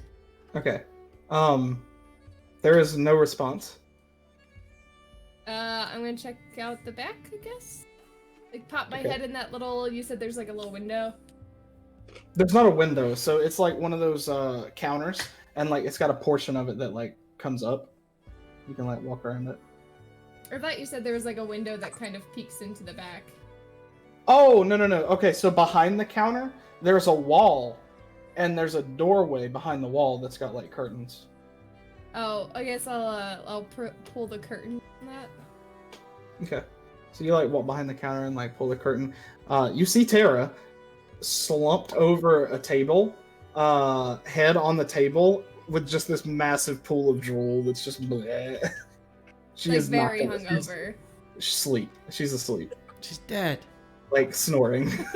She's like fucking dead. Like very Um, unflattering. Like so she's got both sides of her head shaved. Or sorry, she's got one side of her head shaved. And it's like flopped over to one side.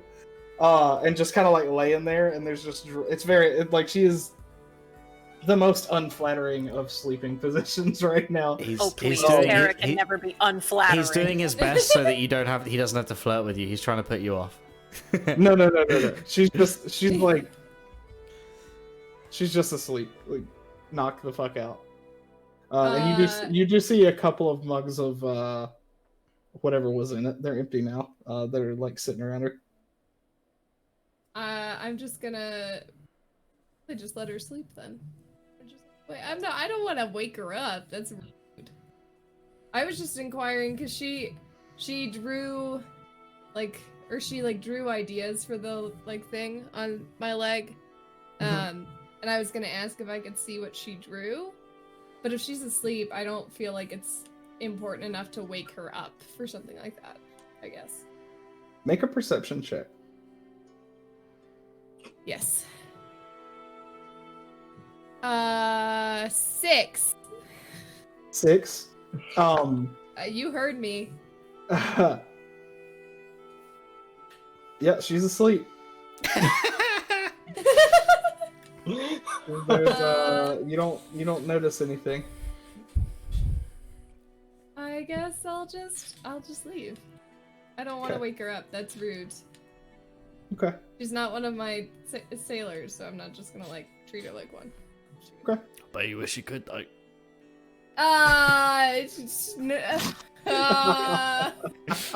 Nobody said anything because no one's here but me. The goddamn Nothing happened, and I'm gonna be on my way. No Alright. fucking jackass out of the corner of my screen said shit. Yeah. So you walk out. You hear that voice in your head. That was. Get out of my head. Can't wait till you guys can cast message. Oh, I think Bo, will be really good at that. Sorry. So yeah, you walk back over, and at this point, it looks like everybody's pretty much gathered all their stuff together. You come back to see Acorn wrapped up in Delta's arms, looking like a flaming hot Cheeto. I will not give any indication of how happy this makes me, but I'm fucking thrilled. I am pleased as punch right now. Yeah, and it's already kind of cool here. Far Hill is not a warm city by any means. Oh, it's okay. nestled into the mountains, so the sweater is already making Acorn quite satisfied. She's very happy with it. She's nuzzled up in it. Yeah. After you said that, I was going to say that Elduin didn't put the stuff on, but if it is kind of chilly, then yeah, he will. I was gonna have him put it into his pack or something, but it's probably 65 degrees. That's really hot. What's That's that in pretty warm. English? Yeah, that's warm. No, Fahrenheit. in Fahrenheit. American units. I don't know what that would be in It's Celsius. about I'm sorry. 18. that's It's like Good maths. It's about 18 because room temperature is about 22, so it would be about it's 18, about 19 degrees. it's about. No, it would be a little. I'm sorry, it'd be 20. probably more like 60. Probably be more like 60. Alright, so 'Cause 16 it's like- degrees, 7 or it's- 15. It's like, not less than cold. that. It's like 14. It's not 15, cold, 13. but with the wind, it's cool enough to. Essentially, you could be fine in your regular clothes, but some warmth feels good. Okay. You know, just depend on how hot natured or cold natured you are. It's comfortable and slightly cool. I'll wear it. Why not? So, how did it go? How did what go? Well, you went to the Cracked Hammer. I can only assume that you went to go see Tara. Oh, she's making something for me, but she was asleep, so I didn't wake Ah. her. Okay, fair. Bo just nods. Circle looks A very regular pleased with nod himself. with no smirk at all. No, there's a smirk. There's a smirk. I'm gonna shoot him a look then. All right, are we all ready to go meet the noblewoman? She has a Yeah, I name. guess so. Yeah, what's Yes, her I name don't. again? I was not given her name. Oh. I believe her Elia name- Grist. Yeah, Philia Grisset. Grist. Gristle. Do I know Yes. anything about this woman? Does Gerald know anything about this woman? Not personally. You know of the Grist family. They are a very wealthy noble family from the city of Corette, that specializes in the trade of a few different things, mostly mercantile, such as food, vegetables, fruit, things that are harder to get the closer you get to the mountains.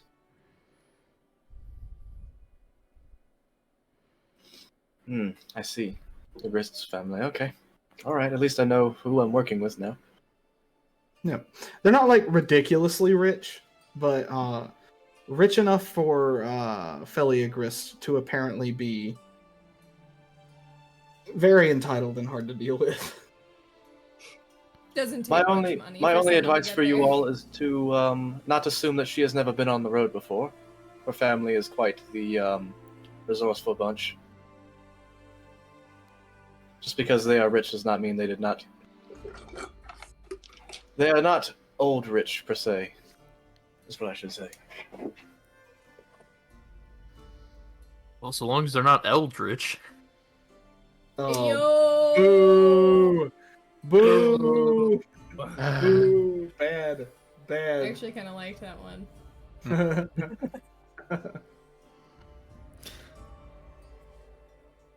Anyway, Let's just get moving. the horrible awkward silence after that joke, man. Oh my god. I'm sorry.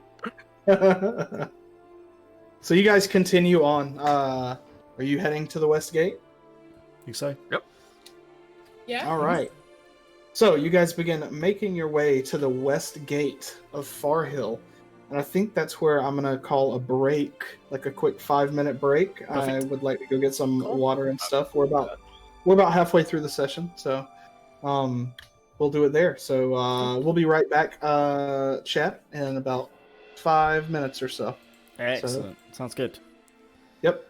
We will see you then. Hello. All right. Are we live again? I assume so. All right. Back into it. So, as you guys make your way through the town of Far Hill, making your way through the street, or through the market district, through the street, Making my leading way to the West downtown. Gate, you can see as you approach the West Gate, there is a very fancy carriage sitting to the right side of the road outside the gate. You see you see two individuals kind of leaning up against it, and I will describe them for you. So the first, neither of them are wearing a helmet, but they are both wearing plate armor. The first, you see a young individual, probably mid-20s, short red hair, clean shaven, bright, well, you're not close enough to see his eyes yet, but for the sake of going ahead and describing him, bright green eyes. He has a deep, dark maroon colored plate armor, where like most of the armor is maroon itself, and the trim around the plate armor is silver. He has a long white cape with a crest on it. And this crest is a maroon background with silver and white angelic figures facing each other, interlocking hands. Their wings are shining silver, and their hair is black with bright green eyes. The second individual, both of these individuals are quite large, very tall, and like very obviously built. But human, like, right? Both are human, yes, but they are very obviously of a higher stature than like a town guard. Also, the first individual carries a long sword and shield. But he has the long sword. The shield is on his arm, and the long sword is currently sheathed to his left side. The other individual has long black hair pulled into a high ponytail with a bit of 5 o'clock shadow on his face. Very prestigious silver armor with maroon trim, mirroring, or kind of the opposite of the other one, where he had maroon armor with silver trim. This one has silver armor with maroon trim. And instead of a white cape, this one's cape is maroon, with the same crest on it. Except the background, of course, is not visible because the background is maroon. So the cape itself serves as the background here. And this individual has a very large greatsword that is leaned up against the cart next to him. And they're just sitting there talking to each other. They don't see you approaching yet. Gerald, you see the crest and you're like, okay, yep, that's them. Yep. Yep, that's the Grist family crest. Are they wearing the crest too, or is it just like on it's on their cloak. It's on their cloak, okay. It is not on the carriage. Okay. I believe this is the carriage you all are looking for. Well, I suppose I shall leave you all to it. And good luck to you as well. Of course. Is there a stable nearby? There is, yes. All right. I'm gonna bid them adieu, and I'm gonna go over to the nearest stable to try and acquire a horse for my journey. Okay, sounds good. And that's gonna be the end of him in the session, unless you need something else. Nope, that will be where Gerald departs for the session. So thank you for joining us, Marshall. Of course. Gerald. Thanks for having me. Bye. Bye. So, for the rest of you, Gerald points you in the right direction to these people, leaving you room to approach for yourself, and says that he needs to go and find the stable, and he leaves you. So, you're probably about 10 feet from these individuals. By now, one of the knights, the dark-haired individual with the high ponytail and the 5 o'clock shadow, has noticed you, the one wearing the silver armor. You just see an armored hand raise and kind of hails you. What, mate? About my head. So you guys all begin to walk over. The individual with the black hair kind of, like, he's on the left side of the door to the carriage, and he just kind of, like, raises his fist and on the carriage door. As you approach, the other individual is standing there with his arms crossed, just leaning back against the door. Well, both of them really are. But the carriage door opens, and you see an individual emerge from it. You see, who is obviously Lady Felia Grist. So, she is young. Like I said, she looks about 19. For those of you who are good at judging age. Jet black hair, bright green eyes. She wears a deep maroon dress with silver inlaid floral designs towards the edges, like towards the sleeves and the bottom of the dress, and around the collar itself. She has a maroon and silver inlaid scarf around her neck, as well as a little, just like a very, I won't call it subtle because it's very obviously fancy, but it's small and thin, but it's a tiara sitting on her hair, which is braided back in several spots. And she has very fair skin, and you immediately see as her hand like hits the side of the cart for her to get out, just this big ass ring that's on her index finger. with this shining red gemstone in it. But she steps down, and you see immediately as she steps down, she like taps the shoulder of the one on the right, the red-headed one, and he reaches over and takes off his cloak and lays it on the ground in front of her. And she steps on it and stands there in front of the carriage.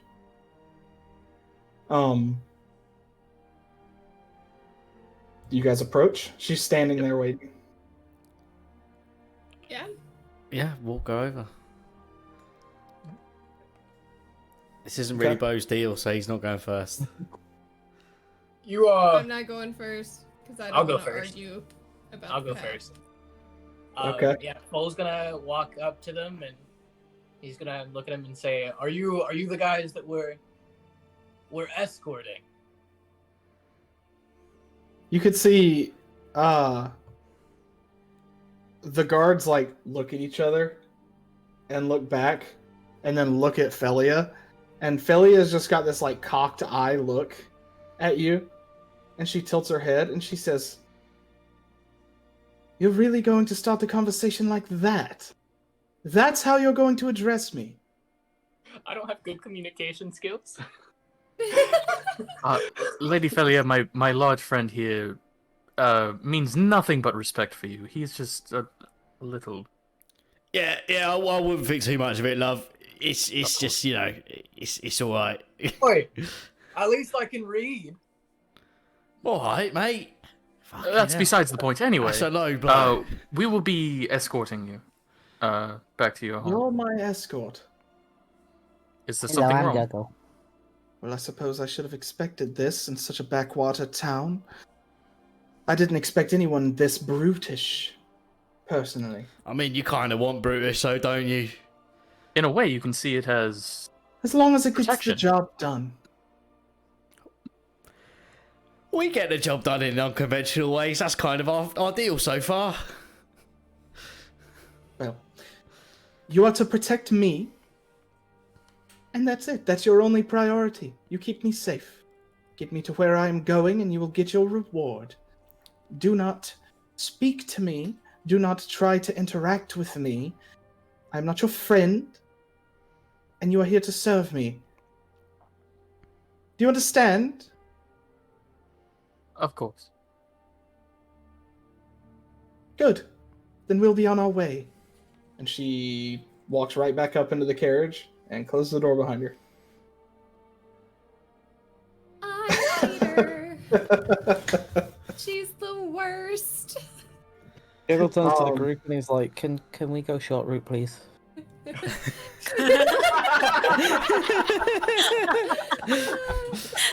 Sold. I've changed my mind. Gago want to spend a little I time. didn't realize with you'd be Softball with this person? insufferable. You were warned. You were I do warned. not wanna we were waste spell warned, but, like, slots. Jesus Christ. Yeah.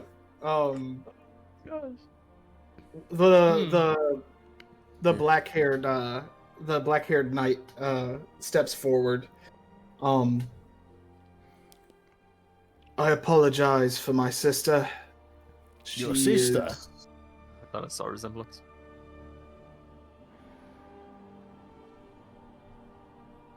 She is nobility. But she's your sister, so aren't you nobody? Technically. What do you mean technically? The Grist family is a matriarchy. The men are not lesser, but we hold no political pull, if it were. We're more seen as warriors. I don't know. They are the politicians. Ali's like, I love her. No, I fucking hate her. I love their can't society stand though. her. Oh yeah, hell yeah.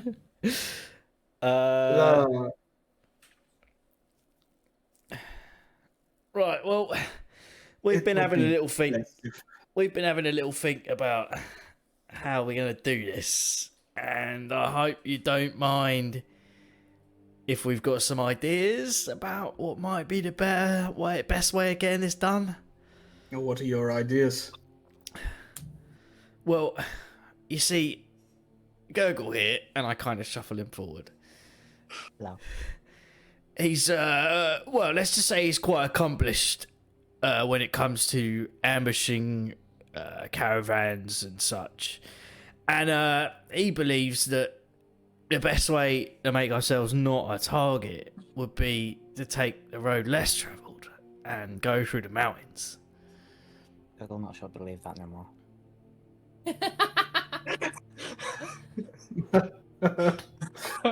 Ergo think we go more danger and help So- less. What, are you saying that out loud? No, not quite. Okay. Okay. Not the danger thing. But Just that you changed your mind? Yes, Gurgle has. Oh. Oh. Well, I'll tell you It's what, all- never it's all- mind. Gwen looks pleased. He reckons I must have had a sudden change of heart. What was your plan? Are you all sure? I mean, we went and got all of this gear for nothing? Then? I don't know if it's nothing. Acorn looks pretty, pretty good. Ergo happy and warm. It's still cold that way. Your plan was to go the mountain route. Apparently no more. Just about. We are open to the idea, personally, but convincing my sister will be difficult. I mean, does she have to know? As long as Yes. she gets home. Oh. She'll know the second mean- we're not there as soon as she thinks we will be. Also, Yeah, just to say, he has, like, ushered you a little bit away from the cart. Oh, of course, yeah. He's not saying this in earshot of her. No. Allow me to I'll introduce have myself. I apologize. My name is Altris Grist. And this is my compatriot, Richter Burnfeather. We are her two most trusted. I, of course, am her brother, and he is young. Things like Richter Look like a toad or something. kind of like looks at him, and they don't necessarily seem to have the best working relationship from what you can tell. They don't seem aggressive toward each other, but they don't seem like they're best friends either. Well, I am Elduin. Altris reaches out his hand to shake yours, and he says, "It's very nice to meet you, Elduin. And the rest of you, who are you?" Ergo. Bo. Gwen, Captain Guinevere Seathorn. Captain. I'm full. My name is Delta, and this is Acorn here. Oh, you carry a dragon with you. Two dragons. But I don't You're a carry that dragonborn. one. Ergo have rats. He turns his attention back to Gwen. You said you were a captain. Aye, yeah. What kind? Naval. Captain Under of the General Navy. Gao. General Gao. Yes, sir. You're a Beltorian. No, not personally. I grew up in the monastery there, so. Interesting. Then, would I know about this? About General Gao? no. Cool. Probably not. Would I? The two of you can roll history checks if you wish. That's a 2. And that's a Minus Minus 3. 1. Okay, you both have no fucking idea. You recognize when he said you're Belturian. He's obviously referencing the Belturian Empire, which is to the south of the Freelands on the continent of Cayman. You can see it on the map. But No, neither of you know anything about the Beltarian Empire as a whole, really. Bo might know a little bit about it for reasons, but neither of you know who General Gao is. Interesting. Well, it's good to have you on board then. Someone who can think tactically. No offense to all of the rest of you. Oh, none Are taken. you familiar with General Gao? Are you familiar with her knowledge of tactics? I mean, sorry, no, I shouldn't.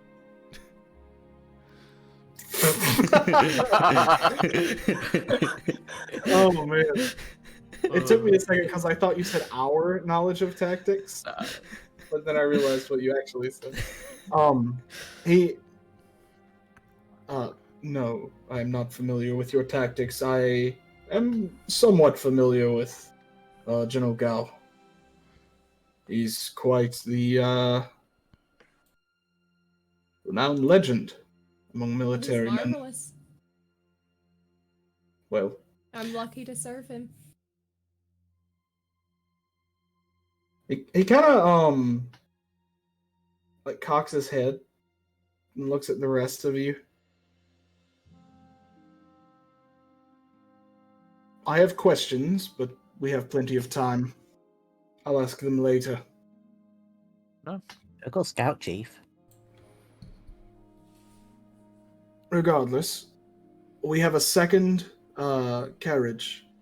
Should be able to fit all of you. One of you will have to drive it, or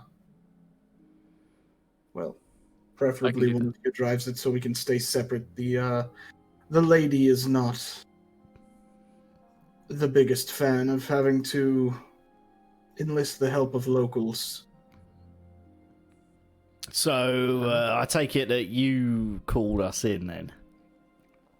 I did, yes. Okay, so... we've been told a little bit, but like... What happened with your fellow soldiers?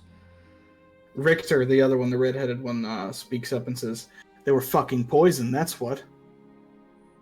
I don't doubt it.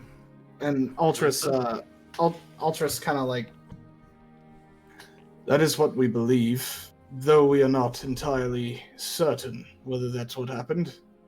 It cannot be a coincidence, though. They all got sick at the same time, all of them. Sick to a point of being too weak to travel. A couple of them nearly did not make it through the night, though they were healed by the local clerics. It is not a good situation we find ourselves in. The Grist family is a noble household when it comes to trading across the continent of Cayman, even international, between the Beltarian Empire and the Kingdom of Emerald Crown, despite the harshness that the kingdom brings to the freelands. Our family has no qualms of dealing with them in business, and thus we bring in more money than those surrounding us, a lot of times. That being said, the young lady, my sister, is a bit brash and quick to make a decision without thinking it through first. This trip was one of those decisions, though it was encouraged by our mother to a certain extent. I did not think it was smart coming here. Just her. No other higher nobles with her. Nothing of the sort. I came to protect her, as well as Richter, but I have reason to believe that something is going on, and someone is targeting her. She is worth a lot of money. If she were to be kidnapped, ransom would be absolutely paid, which means ransom would be high.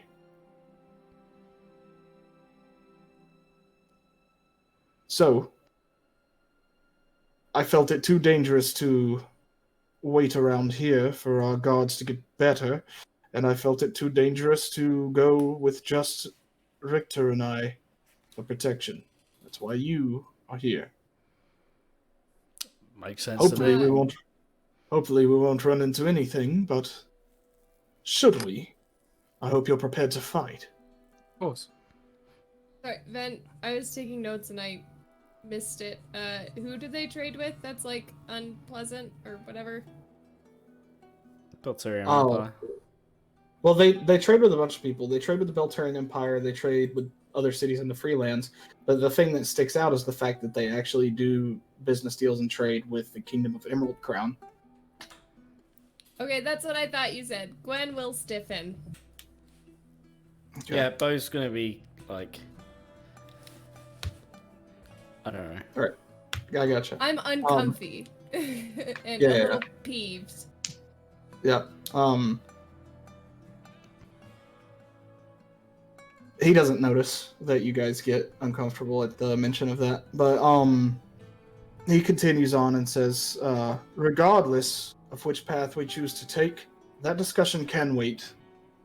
We do have to cross over the Sapphire Trail and the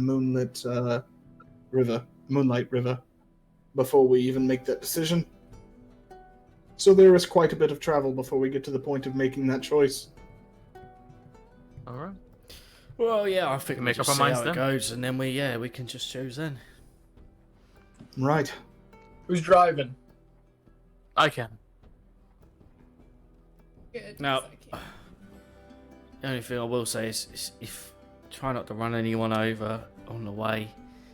There might be other people on the road. I know that like Gurgle's I only know got how to so drive many a spell car. slots, and I will know how to drive a you know, carriage. Who knows? Wait, who's driving? I am.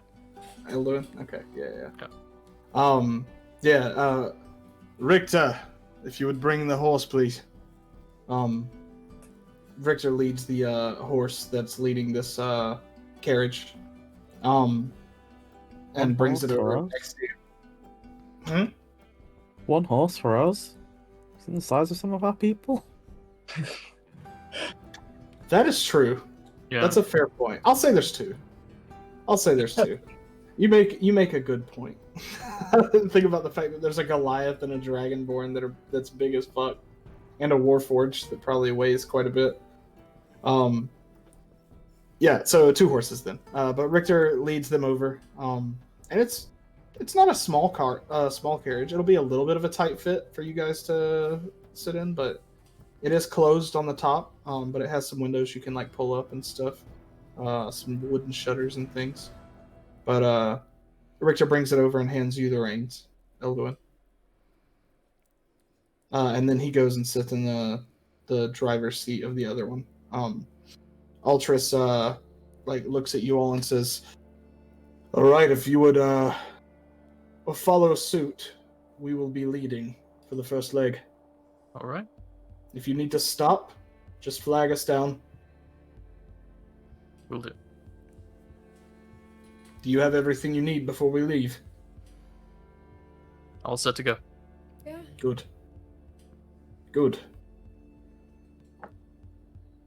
Then off we go. If you see anything suspicious, let us know immediately. Of course. do you want like a silent signal? If the opportunity is there. I'm just thinking if we see an ambush, we might not want them to know we've seen and everything, you know? If we see something, I will. If it's between giving a silent signal and having to wait to give us a silent signal. Sorry, that didn't make sense. If it's between giving us a silent signal or waiting, then just give us any kind of signal. Does that make sense? Yes. If we see something, then I will let you know by showing a flame in front of you. Good. I will keep that in mind. And actually I'll just go ahead and I use minor illusion to picture a flame. You'll see this. Good. He stands up straight and grabs his greatsword off of the edge of the other carriage. Right. Follow us then. And he crawls up into the driver's seat of the other carriage. And you guys, all except for Elduin, can pack into the back of this second carriage. This one, the back one, the one you guys are in, first of all, way less fancy than the other one. The other one's not super fancy. They're trying to be a little discreet, but it looks about as minimalist as they could get with this person in it. Yeah, without her throwing a tantrum. Yeah, exactly. So it's still a little fancy. Yours is just a plain fucking. It's more like a wagon, like a big ass wagon, than a carriage. But you guys pile up in that, and Elduin, I need you to roll an animal handling check, please. Can Gurgle sit up the front with Elduin? Sure. Cool. If he wants. Is there like one of those things in the carriage that has like window from the inside of the carriage to the driver? Yeah, can we communicate with them? While Yeah, they're- I would like to keep that open, and then when everyone's settled down, Gwen's gonna talk. Okay. Ali, you went quiet there Ooh, just look at after that you said Gwen 22. was going to talk. I Well, will I'm be not allowed talking with when it. people are settled. Cool. What'd you say? That's a Drew? 22 animal handling. That's actually a natural 20. Ooh. Okay, yeah. Immediately, you're like easy, and the horse like settles down immediately. Both of them do. And they are, yeah. You are in Nice. command. Very, very easy. These horses are very well trained too, so it's probably some of the easiest horses you've worked with. So, See, when I'm used to working with mules. Ultras, you hear Ultras in the other cart speak back to the carriage behind him, and says, "Milady, we depart now." And you hear a voice say, "Well, finally, tell those brutish thugs behind us to keep up." Anyone else okay if she dies? No, because then we don't get No, paid. I want that money. Yeah. I'll bring her back, maybe. So, yeah, so you guys feel or Elduin, you see their carriage begin to move onto the road and go forth.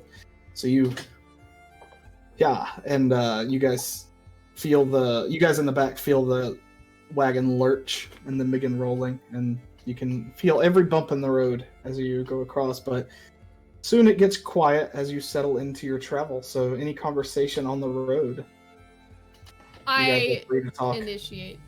I would like to talk about our plans for a path again. Do we want to revisit that? Do we want to maybe take the water path so we're rid of her? I can't say I'm happy Wait, to rid of help her? someone. No.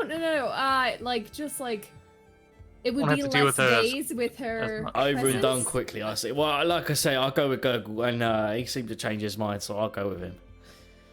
Yeah, I just don't want to be around someone that has such low morality that they'll just trade with anyone who willingly. The only thing I would places say the is Emerald that Crown is not a friend of mine.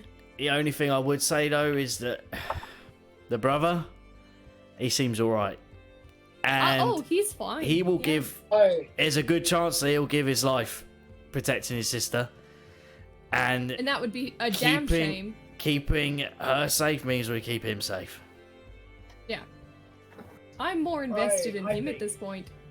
I think we should stick to the river path. Oh, you've changed your mind too. The whole gang. Can you blame us? Let's just say I Well, don't- Oh, what He's is awful. wrong with her? I don't see a thing wrong with her. Fucking liar. I would Can say I Elduin- roll insight on that? I can't. Elduin, this I is can't stand it. this is absolutely not Elduin's first time dealing with someone like this. 100%.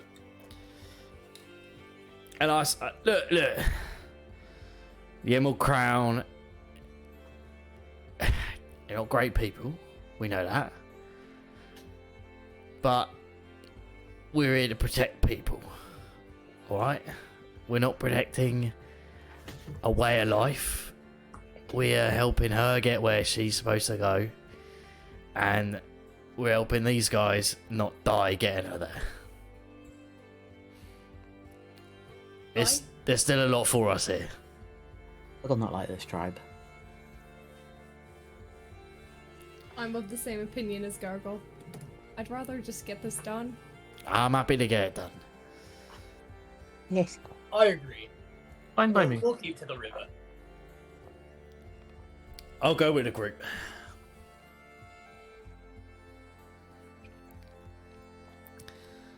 Now, Go ahead. On that awkward silence, Foal is going to reach into what's sort of a pocket, not really, and he's going to pull out a flute, and he's going to start playing his flute. Aww. While we're Okay. all sitting around and being taken to where we're going. So if you go the short route, it's about a week and a half travel to get to Oh Corette. my god. My goodness. Yeah. I mean, we're Cayman- gonna take Cayman- it. but Cayman Jesus is big. Christ. Yeah. Yes, but how good Crazy. was Paul's flute playing? We need a roll. Yeah, that's true. yeah, Roll can a we do performance. bardic inspiration for the horses so we can get there quicker? Roll performance, Full. Only if Horses one of us feel were a bard. inspired. That is a 17 plus 3, so He 20 rolled total. good. Ooh, there it is. Yeah. Flouting. Yeah, you guys see Foal take out this flute, and he's just kind of like relaxed up against the wall of the carriage, just playing his flute. And as he begins to play, you're like, oh shit, this is actually really good. It's very not what you would expect from Foal, but it's very pleasant and calming. He's so happy. Now, Hell yeah. Gwen, what are your dealings with the with the Kingdom of Emerald Crown? I You mean, seem- where to start? As you can imagine, I've faced him on the sea a few times. Mostly just trying to keep him out of our way, really. Really welcome where I am, and they like to push buttons, and I mean, personally, how much do you know about the Emerald Crown and their feelings towards non-humans? A lot. A lot. Yeah, a lot. A fair So- bit. Yeah, you can imagine how welcoming they were to me when I was born. So, So you're um, born in the Emerald Crown. unfortunately, yeah. And so, what took you to? How'd you get out? That's like Gwen looks like visibly uncomfortable. That's like an ale time story. That's not something I really like discussing, and I usually need something. I don't know. It's not a conversation I have very often, and it's not one that's particularly pleasant. It's definitely not a good traveling story. So No. I'll call back and say I assume that's how you got to the monastery then. yeah, roundabout way, yeah. I understand. It's not. What was life like in the monastery? Gosh, they. Like again, she's just very visibly uncomfortable. This clearly We don't have to something talk she doesn't about it if like you don't want discuss. to. I mean, I'm merely travel curious. together. You should probably at least feel like I'm justified in my displeasure. That I don't want you to think that I just go around hating folk for no reason.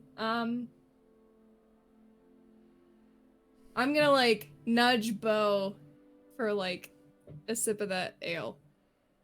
Like it's just kind of like a Do you make it clear that you want ale, or do you just nudge him? I definitely want it like clear that like, because I've hinted that it's like kind of like a drinking story. It's just like something that I don't really talk about very much, so I'm just gonna kind of like nudge. Roll an insight check, Bo. That's a 12 plus. That's a 12. 12's okay. Yeah. She's like nudging towards the ale. You don't have to Sorry, give me it's any. wild. It's just I'm just nudging. Yeah, I mean, I guess I've got one ale for us to maybe talk over. I'll take a swig. These water skins are pretty big. It's not just like one Aren't they ale. all about 5 liters? Yeah. Yeah, I They're know, pretty that's take a not chug. enough. Well, in that case, yeah, there's one. I have like Yeah. I have like a small flask of whiskey that I'll just kind of like flash Bo, just like very subtly, so he knows later I can give him some whiskey, but it's like not. It's not something I share. It's a captain's flask. So yeah, I take a swig. All right. I guess I better start at the beginning. I won't. So, I was born in Seathorn, or sorry, not Seathorn. In Emerald Crown. To Mima, as you could guess. Genesee are half human, or half human-ish, and half genie. So the genie type depends on what you are. So like I'm water, so Yeah, the elements. yes, exactly. So Mima was with not the best man.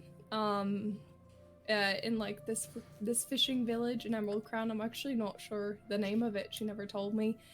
But he was not the best. He beat her. He starved her. He spent all his money on gambling. And she had 2 kids by him. And she more or less was promised a lot by my father, if you could even call him that. He promised her safety and wealth and just general caring. Nice. And she fell for it. So, he, left her with me, and when, and left her, he gave her nothing promised, and when, I was born, obviously, I was not her husband, so he told her that that she could go put me in the forest and leave me, or she could leave immediately. So she left my brother and sister behind and fled with not but really the clothes on her back. And somehow she ended up at this monastery, where we essentially she worked in servitude for a long time, and I did too when broom. So once I could hold a broom, I helped out around there, and eventually, I don't know if you know the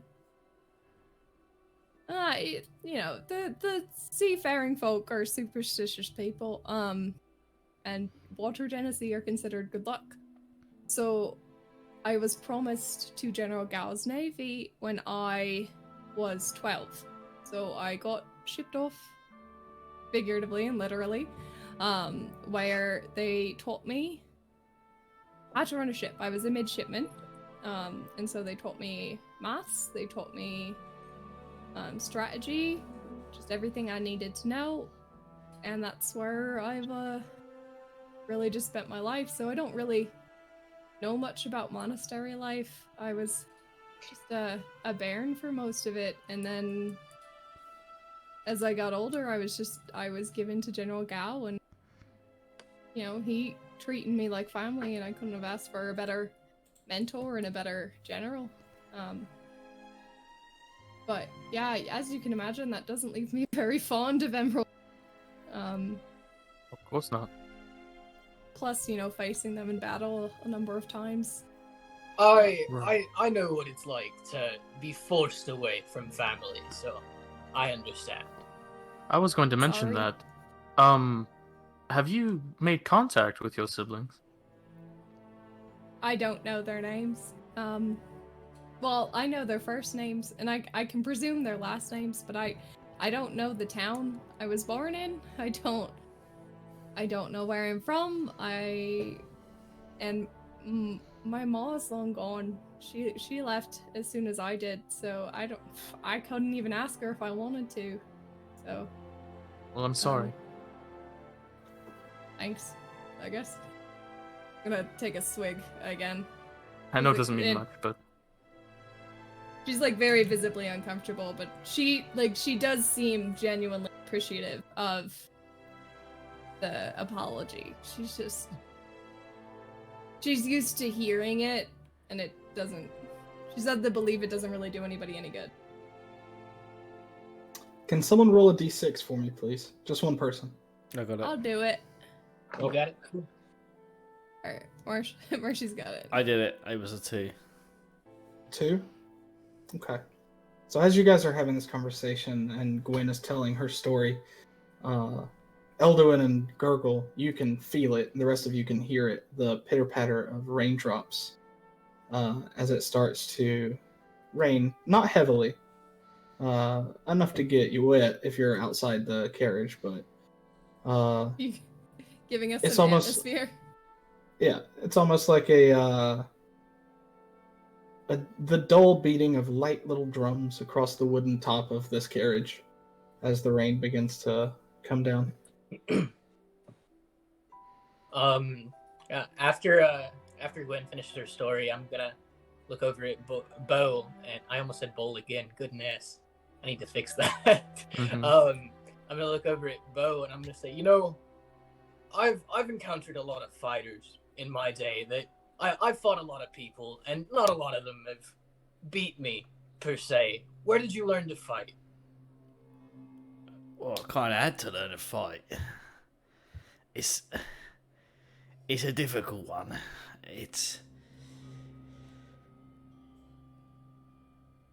Were you like me? Were you a gladiator too? Not exactly. I was a soldier, and so I learned to fight very young. Yeah, I was a soldier. I learned to fight young. It's something I've been doing all my life. But Under who? different folks, I've fought on good sides and I've fought on bad sides. Ever for Emerald Crown? Well, yeah. I mean, She slowly puts the whiskey back in her pocket. No, she doesn't. I fought for a long time for the Emerald Crown, yes. But you take issue with them too. it's not something I was proud of. It's not something I had a choice in doing. Not a choice. How do you mean? Well, I was taken from, I don't know, from the moment, the earliest I can remember, I was fighting for, in the Emerald Crown. I didn't know what they did. I didn't know whether they were bad or good. I just did a job. I was taught to fight. I learned to fight. That's all I knew. And it wasn't something I felt like I had a choice in. My life was just, I get up, I do my training, I fight some people, and I go home. I don't really have to think about who I'm fighting. why I'm fighting them. You know? We weren't really taught to think a lot. Do you ever have to fight your friends?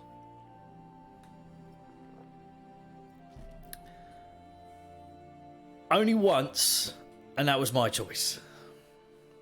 And I made the right choice. I was forced to fight some people that I considered friends, so that's just gladiator life, though. So you're a gladiator? I, not by choice, but yes, I was a gladiator. I want to make a joke about how you'd be a really shit gladiator based on what we've seen so far, but it just seems so harsh. Sounds like a rough life. How'd you get Like out? I've said before, I haven't really lost that much when it's come to fights, but I the take ones it if that you I had, you have wouldn't be lost- here. That's fair. So what did bring you here? Quite a lot has brought me here. To say that I don't like smugglers of sorts would give you some background. Take it human trafficking. Or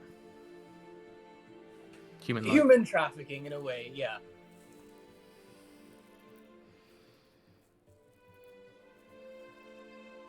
So Terrible business, that is. I've been searching for a particular group of people, so If I ask who? Well, the ones that took me away from my family and forced Well, me into but- fighting my friends. Do you know what their name is? I don't quite know their names. They were well, pretty secretive. if we run across them again, I hope we get to knock some heads together. I like to do more than knock heads. I'd like to remove them from their bodies if possible. Fair enough. Can't argue with that.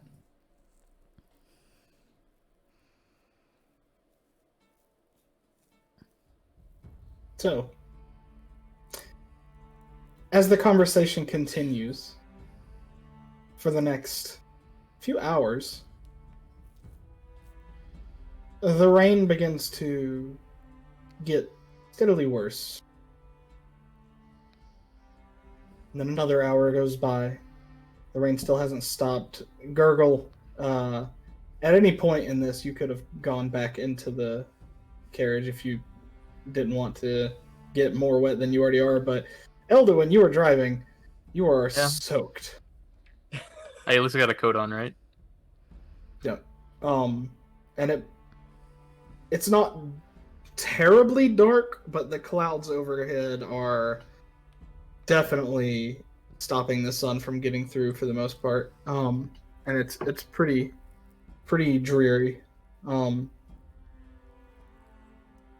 After about another hour of travel, you hear just this loud cracking, just the thunder.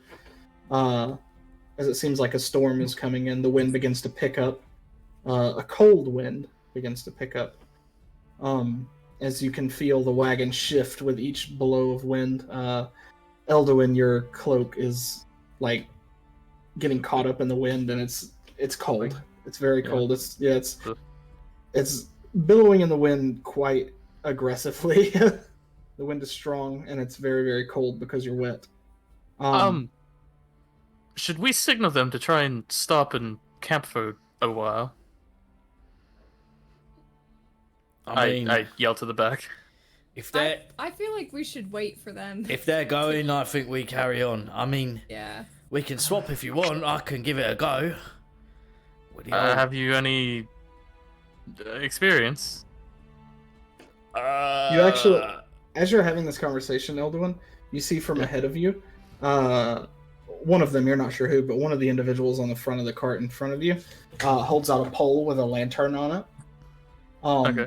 and just like lifts it up and down, and then begins to veer off the road to the left. Oh, okay, good. I think they've Well, got a that puncture. answers our question. Thank the gods. I'll veer off. Okay. You veer off to the left, and you see as Ultras, he kind of like yells to you, Elduin, and he says, "Park to the left of our carriage, a little ways out, but close enough for us to get the canvas over." I'll maneuver it in such a way that, yeah. All right, Ultras and Richter, they get off, and they begin like throwing this large like canvas over the top of the two carriages, and like going around and staking it to the ground and stuff. It's fairly large. Like there's a good bit of it essentially makes this large tent in between the two carriages, with the doors of the carriages going inward, both of the doors, because they're on opposite sides of each other. So yeah, but like you can step out of the carriage and into the tent essentially. Whether you guys want to sit in the carriage until that is set up is up to you. It will get done faster if you help, but I'll if you help. would like to, Bo's helping.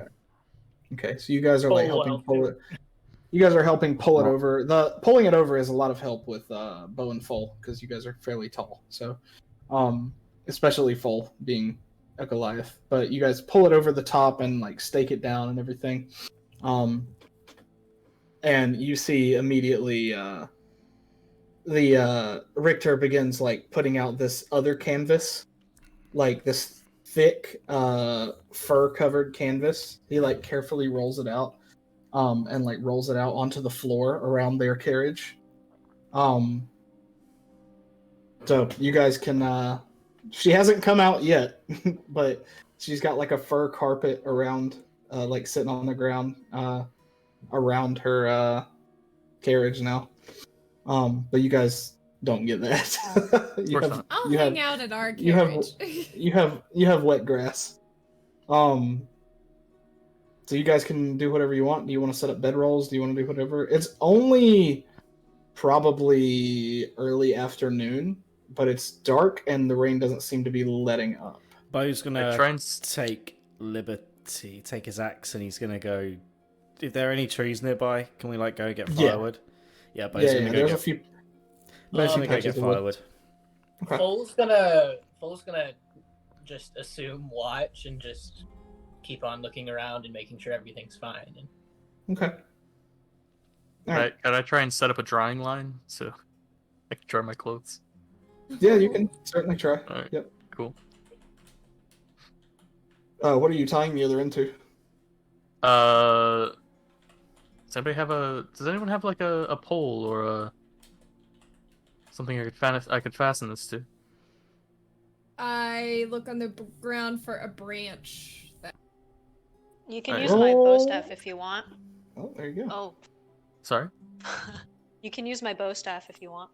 If I could, please. Sure. Alright. Try and like push it into the ground. I assume Gotcha. a little bit easier with the wet ground. Mhm. Cool. Yep, it's not. It's Take not some difficult. rope. Tie it up to the Roll- other end of the roll a- carriage. Roll a strength check. No, I'm just playing. See if you can get it in the mud. Yeah. could So so you guys get all set up. You get your whatever you need to set up. Ultras and Richter begin setting up like essentially they're like putting some stones in a circle, setting up for like a campfire or whatever. And it's at this point you guys hear rustling inside the other carriage. Here we go. And the door opens and you see her like she emerges and you see her like look around at all of you and just roll her eyes. And she steps down onto the carpeted area and like immediately withdraws her foot from it and it's like, it's wet. Ultras, it's wet. And he turns around and he says, "My lady, there is only so much we can do to keep the water off of it. The ground was wet when we stopped." And she says, "Well, dry it." "Yes, my lady." Catch it on fire. Gurgle I'll stood sort try of it. close Just when by. Delta cast Burning Hand. Yeah. Couldn't Gwen actually try and like remove the water from it? I could shape water. I ain't going no. But does she want to, is the question. Oh god. I Gurgle- don't mind. Well, I fucking hate her. But I don't mind the Shape the guards, water and that's on the it. worst Think about it this way. I was part. gonna say, yeah. Think about it this way. You're not helping her. You're helping him. I'll Shape the help water it, onto but I'm her. gonna stand next to the rug to do it, and I'm gonna just like whisper in the guard's ear and be like, "I'm not doing this for her. I'm doing it for you," and then just shape the water out of the rug. So essentially, I'm just gonna like pull it up and freeze it, and then just kind of brush it away, like pulling moisture out of the air, kind of. Let me check the I can parameters move of it in a that 5-foot spell. cube. Oh, yeah, then. Yeah. Yeah, I was gonna say. I She can just and I collect can it move into it. a 5-foot cube and then. Yeah. I've been thinking about this for weeks. Yeah. Yeah, you're good. She was thinking Okay. about how to put a fire out last episode. We didn't have to do that in the end. Do that with my Yeah. clothes too. Yeah, I'll do it for his clothes too. Oh, thank you. Gurgle it was watching this, and he was stood kind of near Gwen, and let's be honest, he was probably digging for gold. And that is going straight on the rug.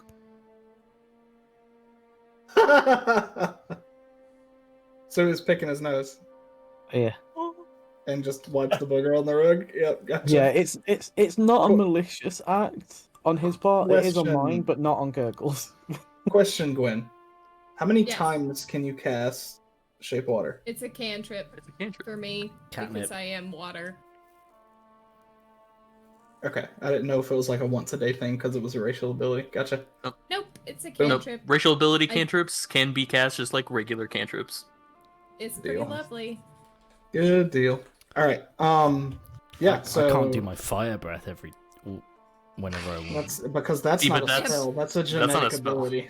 Yeah, Yeah. Um, It's also like way better than me shaping a cube, exactly. arguably. Um, So. Her thing can't do damage. Yeah, it cannot. She can wring out clothes. I'm gonna open a laundromat. I can market so, that. Lady Felia opens the door again and like, well, is it dry? I will be nowhere near it because I do not want to be given. Okay. She puts her foot down on it and passable, I suppose.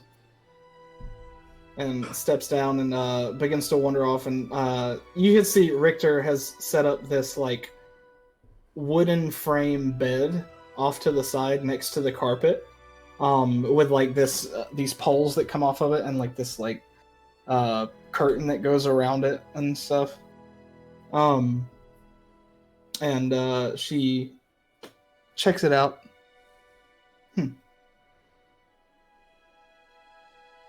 This will do. Thank you, Richter.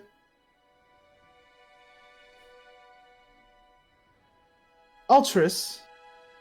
While And while he she's walked- talking, like specifically in the middle of while she's talking, Bo's gonna come back with just like a fucking armful of firewood and be like, "I got everything, guys. I got all the wood for the fire. Do you want some?"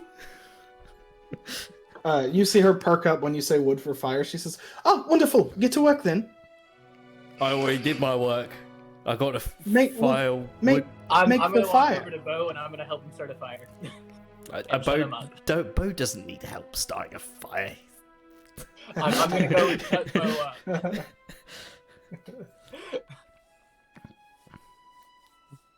Gurgle might be fighting with this booger.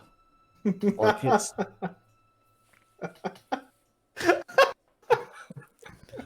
She- But I'm gonna I'm gonna roll perception for her. She doesn't notice yet. Bo's starting a fire. Bo's oblivious. Okay. He's starting a fire. Okay, so you start a fire. And she Can I am I able to like cut some logs into like, you know, foot high sort of stumps that we can sort of sit around the fire? Just Yeah, so sure. off the ground. Uh-huh. I'm doing that too. Like rolling them over, you know. Does she get her own chair? One of them. She gets a fucking Oh. log. That's what Bo's put out enough Uh. logs for everyone. One log for everyone. she does not have like a specific chair, so she is gonna sit on one of the logs. But she does say, Altris, and she kind of says it in almost a whisper, but she's very obviously like letting you hear it. She's like, do they have to stay in here with us? I would much prefer it if they were not. They can deal with the rain, right? They're Honestly, me ruffians. too.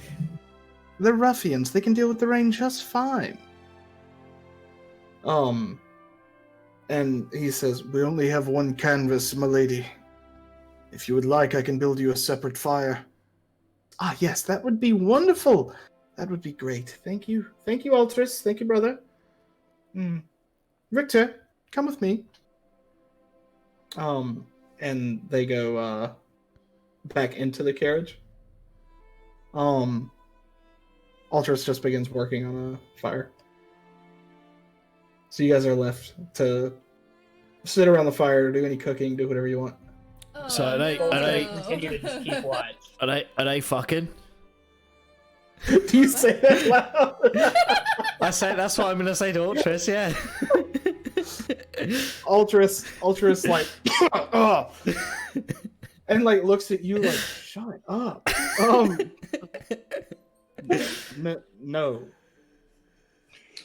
No. No.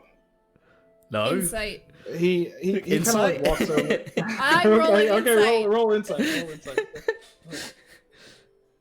11. 18. Gurgle doesn't care. I'm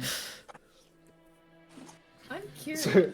So, he says no, and he's being honest. He kind of like walks over closer to you all, and he says, "No, she chose Richter specifically as her attendant knight, if you will. I do not like him. He's young, he's arrogant, and honestly, his skill is all talk." I mean, it sounds like they're a pair, to be honest, which is why I ask. As far as I'm aware, their relationship is not that. But he kisses her ass every chance he gets. I mean, that would be a good indication. I mean, literally? No. Figure of speech, of course. I'm going to go finish this fire. You have fun with that. Not even Goblin do that.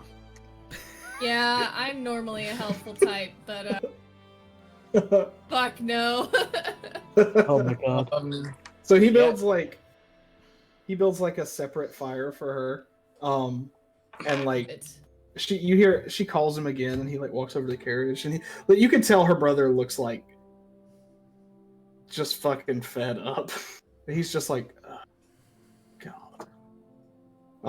He walks over and he's like, "Yes, my lady," and like walks back over. He puts another curtain up on the other side of the fire so that it's separated from your side of the tent. Good. Yeah. All right. And then he walks back over and sits next to your fire. Welcome back. And you can hear the shuffling of plate armor and stuff as Richter emerges from the carriage and like sits next to the other fire. But he doesn't come to your side. I give him a wink and nod knowingly. No. It's blocked. Their carriage is blocked off now. He put a Oh, curtain. no, when he came He- in. Oh, When he okay. came in. Oh, okay. I didn't see him at all. No. He went to the other fire, which is on the You other just side. heard of the him. curtain. Yeah. You just heard him. Okay. So yeah, Altris is on your side of the fire, and he sits down and he like gets out a small bag. Jerky.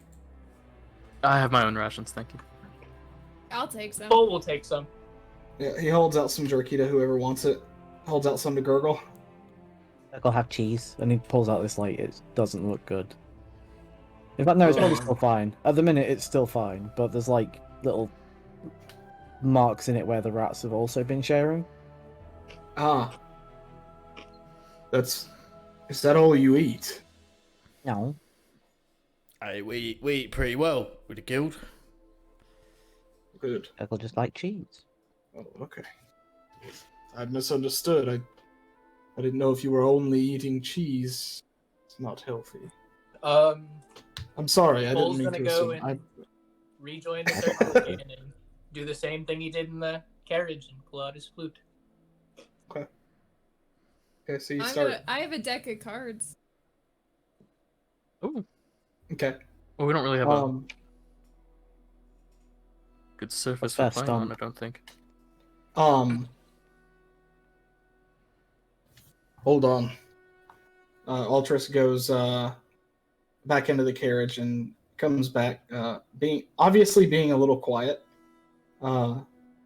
And he comes back and like very quietly sets up what looks to be like this little foldable wooden table. Wait. that. And he does this. And like motions to put the cards on the table. I put them down. It's just like a game set. And some Gotcha. C games usually. Gotcha. Okay. So you guys start playing cards and stuff, and Ultras he seems like a fairly normal dude. I got a 1 for playing cards, by the way, so I'm doing really bad. You're doing real bad. Ultra seems like a fairly normal dude. He's very obviously carries himself with somewhat of a noble stature, but he's more relatable than you thought he would be, especially being a part of the same family as Felia, who is insufferable. But as Full starts playing the music, Ultras is like, very good. And then you hear a voice from the other side. Could you please stop that noise? I'm Hey, trying Mike. to sleep. I did roll a 20 on it. Okay, it doesn't matter. Yeah. It's noise. Nasty. She cut that noise out. I'm trying to Ouch. sleep.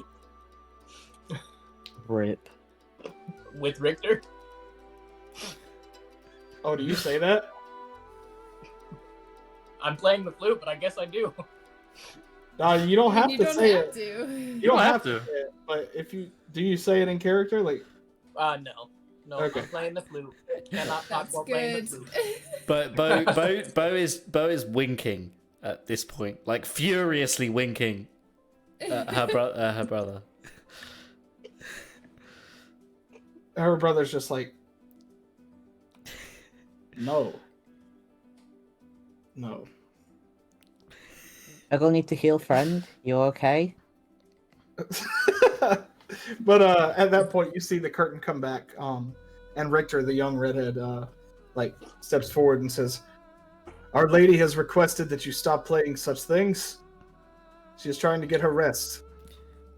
Why don't you join us then, Richter? Be nice I would to. rather not, thank you. Well, it'd be nice to kind of get to know you. We're gonna have to probably fight alongside each other at some point, maybe if things go down. You know, it's good to get to know each other first. I have no reason to get to know you. No, I insist, unlike and I this- pull out my skin and hold it up to him. Huh. What's it filled with? Piss? Do you think I am some kind of fucking animal? Oh, are we about to get into a fight? God, I fucking hate him. He says, "I, unlike my compatriot, hold myself to a noble standard. Good night." I don't think he can handle his drink. Oh. Roll a persuasion check. Ooh. That's a nat 1, baby. Oh yeah. Yeah. how the he like turntables he like work. turns and looks at you and just walks back into the other side. And you see him just like sit on the. Like, you can kind of. It's funny because you can see under the curtain a little bit. Like it's not like all the way to the ground. So you can see like he like walks to the other side and then just kind of stands there, and he just like sits on the stairs of the carriage. I'm gonna say like to the brother. I'm gonna say he handles himself like a noble. He kind of handles himself like a knob, though, doesn't he? Aldrich is like, yes. I hope he's better in a fight than he is for fun. He can handle himself to a certain extent. We don't really do passengers here, apart from we've got enough passengers, maybe. Well, at the very least, trust that I can handle myself. I don't think we'll have any issues with you. You seem like a good enough guy, and I the same skin, I presume, that we're still on. I pass it around to him. He holds his finger up again, and he stands up and walks back to the back of the other carriage. And he comes back with very like not a big one, but what looks to be like a small cask. And sets it on the table. And then I look at Gurgle and I say, and now this is why this was the good job to take. He leans forward to all of you and he says, none of you will speak a word of this. Of what? Exactly. Hey. This is the good wine. Understood? I'm gonna roll for insight. Roll insight. 16. Okay. Seems forthright. This seems to be the good wine.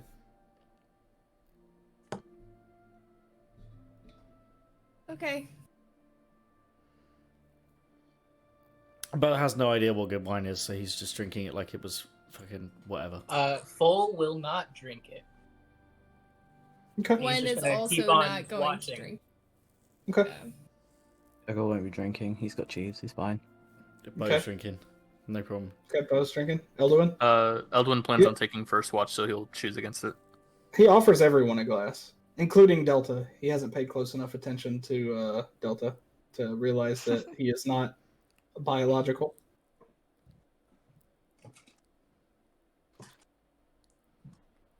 Did you say No, anything? thank you. I think she turned her mic off and just laughed. I just laughed and I mean, I'll take it and then like I'm gonna do that thing where I Give it just to Acorn. swiftly throw it over my shoulder. And No, then, Bo is like, can I roll perception to see if that's happening?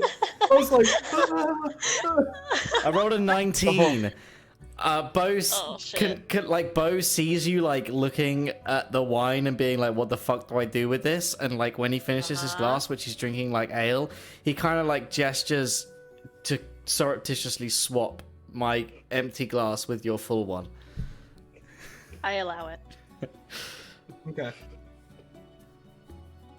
Great. He's not having it. Keep up the illusion I drank. We're on rations here. I'm not letting you throw away good alcohol. So, you guys have pretty much the rest of the day. The rain does not let up. The thunder is loud and obnoxious, and the rain is heavy, to the point where the ground starts to puddle up a little bit. It doesn't. Eggle's It's gonna a, scramble into the carriage. He's not interested. At this Okay. point. I'm gonna go sleep under one of the seats. Any of the rest of you have anything that you would like to do during the rest of this day, or do you just want to hang out and then sleep or wait until the rain eases up? Or Yeah, I think at this point, they just. sleep. Hang out and then sleep. Yeah. Okay. For me. Wait until first watch. Well, I mean, it's like early afternoon right now. Right. So I'm just hanging out, playing some cards. Okay. I assume we're 3 dragon anting. Yep. So you guys just hang out for the remainder of the day, until early evening. Up from her beauty sleep in the middle of the day, Lady Felia. Is she pretty? Like, you say it's beautiful. Yeah, is she at least pretty enough she at to least be talking to us pretty? like this? Oh, she is gorgeous. Yes. Cool. Overly dolled up, as a noble would be, but very pretty.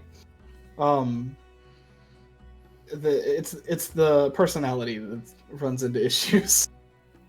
So she wakes up and like pulls back the curtain and says, "Have you all got food ready yet? I'm starving."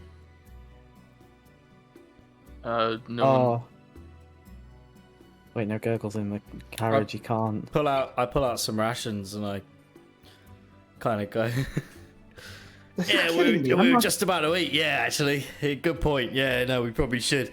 Got to stay strong, you know. Got to protect you and everything. You're joking. I'm not eating that. Well, I'm not joking. We're supposed to protect you. That's what you hired us for. That would be really silly to joke about.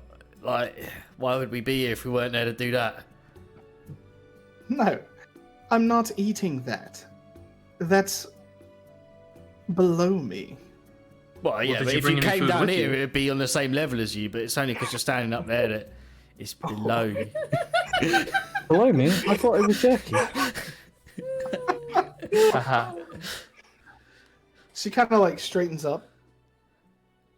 Richter! No.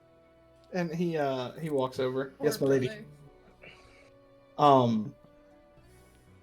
Richter, go hunting for me. I would like rabbit. Fresh, please. I'll go with him. Richter looks at you and says, I would prefer you didn't. No, I'll go with you. We're here for protection. I think it makes sense. I must insist It that does you make don't. it does make sense to go in pairs. We've got to go in pairs, mate. Can't have someone getting lost, getting peeled off from the group. He does not look happy about this. Ultras is kind of sitting there. Also, as soon as like he heard her wake up, he like took the cask of wine and like put it under the table. And like put his cloak over it. But he turns around and just kind of smiles at Richter and says, I think that's a wonderful idea, Richter. Allow this professional hunter here to accompany you. Point Shit, at does bow. Bo have a fucking range weapon? Yeah, I've got javelins. Okay, we're good. Javelin. Throws a javelin at her. Can? That's pretty fucking on brand. So Yeah, it rolls a nat 20 and skewers it ready. It's already cooked. Yeah, immediately cooks. Just placing Richter it says- on the javelin over the fire. Richter says, fine, but keep up. I don't need someone like you slowing me down. I have to get the lady food and fast.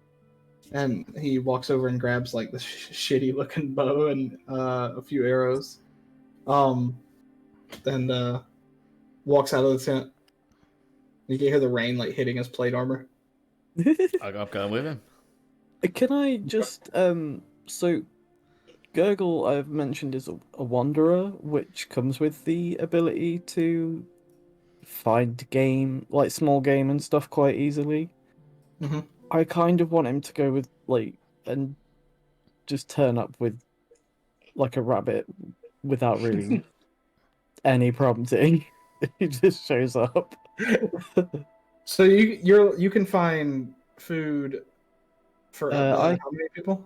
Up to 5 other people. Oh, hang on. Are you saying that you could fight? So hang on. Like Bo's going to get food for obviously me. So for you could find food for me. You could find food for everyone apart from me, Richter, and Felia. Yep. You could get food for all of us because Isn't Delta it doesn't you eat. and 5 other people? Delta doesn't eat. Yourself and up to 5 other people. Oh, perfect. So So, 6 people. me as well. It's literally go- everyone apart from Richter and Felia. Yep. No. Richter, Well- Felia, and Nope, Ultras. She doesn't Nope. matter. because Delta doesn't need food. Oh, you're right. You're right. You're I right. do not need That's food. funny. What about Acorn? Mmm. I mean, that doesn't Sorry, need Acorn. She had a bunch of Acorn that doesn't eat jerky a- earlier. a Don't human. Yeah, I was about That's to say. Yeah. Acorn right now, by the Human way, is portion of like food. curled up in the bag. No, I love that. That's so Yep. perfect. She is not feeling the rain. worry. Nope. He does not like it at all. So Gurgle, you disappear out past Well, the tent. can it be like Gurgle isn't aware of the buddy system because he was sleeping in the wagon, so he's just gone off. And then Oh, we'll yeah, probably sure. return at about So- the same time as them. So no one even knows that you're gone. Mhm. So while you're doing that, you have the wonder feat, so I'm not gonna even make you roll. Bo, you and Richter go out into the rain and begin trudging through the woods beside the road. All right, what are you doing? Are you like following him, or are you just like both of you are hunting in the same area? What are you doing there? I'm gonna stay close to him probably. I'm trying to get like a read on him, like if he's actually fucking good at anything, or if he's just here because he's a noble, and like they, my presumption is that like there's a good guard and there's like a guard that's there because of who he is, not because of how good he is. And like I'm trying to get a read on him and see if he's actually any fucking use. Right. So, you're following him, and he's like, you don't have to follow me. I can handle this. You can go back to the tent. If you get hurt, then we failed our mission. At the end of the day, like, it's all about getting her where she needs to be. And we're better if we can stay as many of us as possible. If you get lost, that's not going to help us, is it? Right. Well, he doesn't say anything. He just continues walking. A few minutes later, he's basically just ignoring what you're saying. And you see him kneel down. Tracks. This way. And he gets up and starts walking. Can I roll for, like, survival or something? To see... Yep, roll survival. No, it's a 6. You do not see the tracks he's talking about. I just follow him. Okay. So, you roll another survival check. Right? All right. So, you guys come to this little clearing, and it's still raining, but you actually see there's like a tree with like this big hole at the base, and you see pretty big like white-haired rabbit. It's kind of muddy right now, but you see a little rabbit sitting at the base of the tree, like kind of like poking its head out. And he stops you and he says, "Shh, stay back." He pulls back his bow. Can I... Oh, okay, no, you got it first. What are you gonna do? I was going to just yeet a javelin at it. Go for it if you want to do that. Okay, I haven't done a javelin attack yet. Roll initiative against a rabbit. It's my plus is the same, The right? rabbit. What Oh, color is Shit, the rabbit? boy. That's a 18 plus 6. Is it It's a is 24 it a white to hit. rabbit? It is a white rabbit. It's a 24 to hit. It's the rabbit from Monty Python. No. So you fucking he like pulls back, and then past his head, your javelin just and like hits the rabbit, kills it immediately. And then he lets go, and his fucking arrow just goes into a tree, and he's like, "What are you doing? That was my kill." Well, apparently not. Oh. Regardless, this food is for Lady Felia, and he gets up and like starts walking over to the rabbit. I mean, And, it's for all of us. We feed all of us. It's important that the entire group is in tip-top condition to provide the best protection to Lady Felia. He like pulls your javelin out and throws it on the ground and picks up the rabbit and says, "I came out here to get food specifically for Lady Felia, not for you." Well, we're going to feed the rest of the bunch as well, so let's go and find some more. Well, Shall we? You can hunt for them. I got what I needed. And he begins to walk back to the camp. So what's the deal with you and Lady Felia? If he went missing, nobody would know. I'm pretty sure we would know. Oh, the rabbit got him, guys. You ask him that, and he turns around and says, Ripped his "What head do you right mean? off. I am her knight. I'm her protector. What I mean She is is, my lady." you don't seem to care about actually getting her back. All you seem to care about is keeping her happy. Now, the best way to get her back is for all of us to be in tip-top shape, like I said, for all of us to be sleeping well, for all of us to be travelling well. But you don't care about that. All you care about is keeping her happy, even if it means that we maybe aren't in quite as good shape. He kind of walks a little closer to you and says, "All you are is a tool." Yeah, and if you don't keep your tools sharp, they don't fucking work. He kind of like tilts his head. Roll a persuasion check. 15 plus 3. 15 plus 3. He's still just like got his head in his own ass. He or sorry, his head. There's more has his head up her ass, but There's a spell for he that. he kind of looks at you and says, "Know your place, barbarian." How does he know I'm a barbarian? Like, my class isn't fucking printed on my clothing. You look like a I mean, barbarian. it's It's an insult. Yeah.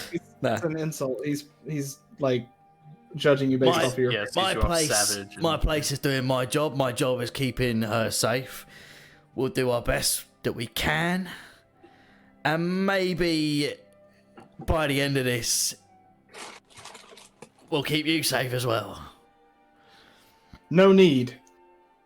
Well, I think I've already proven that I'm he's just maybe walking a away. little bit more adequate than you He's for already that. like walking away at this point. Yeah, that's Not even fine. paying any attention to you. Did you want to keep hunting, or are you gonna follow him back? I don't know about Gurgle's hunting thing, so I guess I'm gonna be like, maybe I'll be going back, but I'll be keeping an eye, like out at the same time because I don't know that Gurgle's hunting. You do know that we have rations. I know that we so have if you rations, need so I'm not desperate, Yeah. but like, yeah, I'm gonna be looking out for like any extras I can get along the way back for sure. All right. What, Gotcha. like berries or Berries, whatever. Yep. Someone back at camp. Delta. Roll a d12 for me. Well, hold on. Computer time. Imagine getting ambushed 10 minutes out the gate. Okay.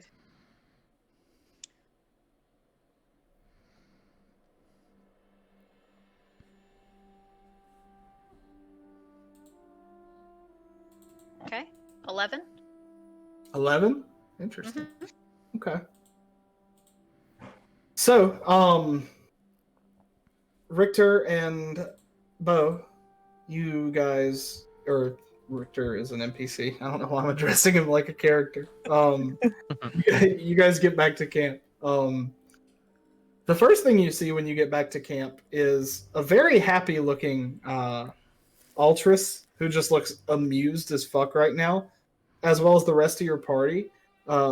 Watching Gurgle, who has turned up with enough food for basically the entire group, minus a few people. And you see Richter, Bo, you're watching Richter, and you see his face is just like, he is not happy. He's fuming. He's watching. He sees this little goblin with a bunch of food, and he basically just like throws a silent temper tantrum. I'm behind him, like I've been following him back. I walk past him. I assume he's like standing still when he sees this. I walk past him, I pat him on the back, and I say, "You're nearly as good as us, mate." He kind of like shoots a cutting glance at you. Yeah. And it's like just like exasperated. And as I'm walking past him, I can start a fire for you if you want as well. He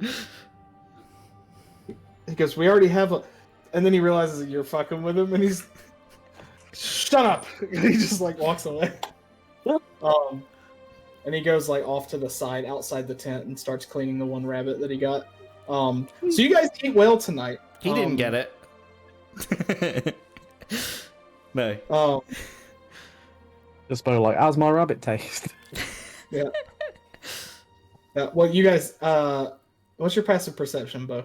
10. Shit. 10.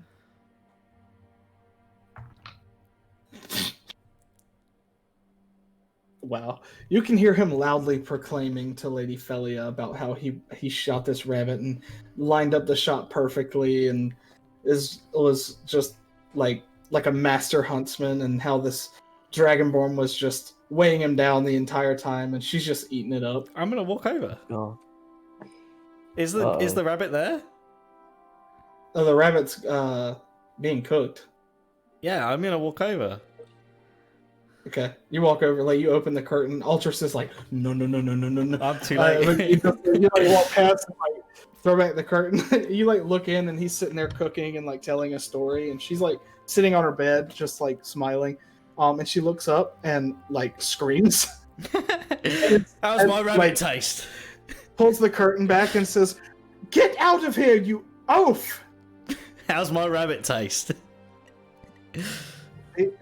His face goes beet red, and he's like, "What do you mean you're rabbit?" and get Ultras! I'll just leave. I walk away. That's it. I don't need to be told. I mean, you'd think even she'd be able to tell the difference between like an arrow hole. That and, was like, what I was gonna do, but this is more funny. I'm leaving.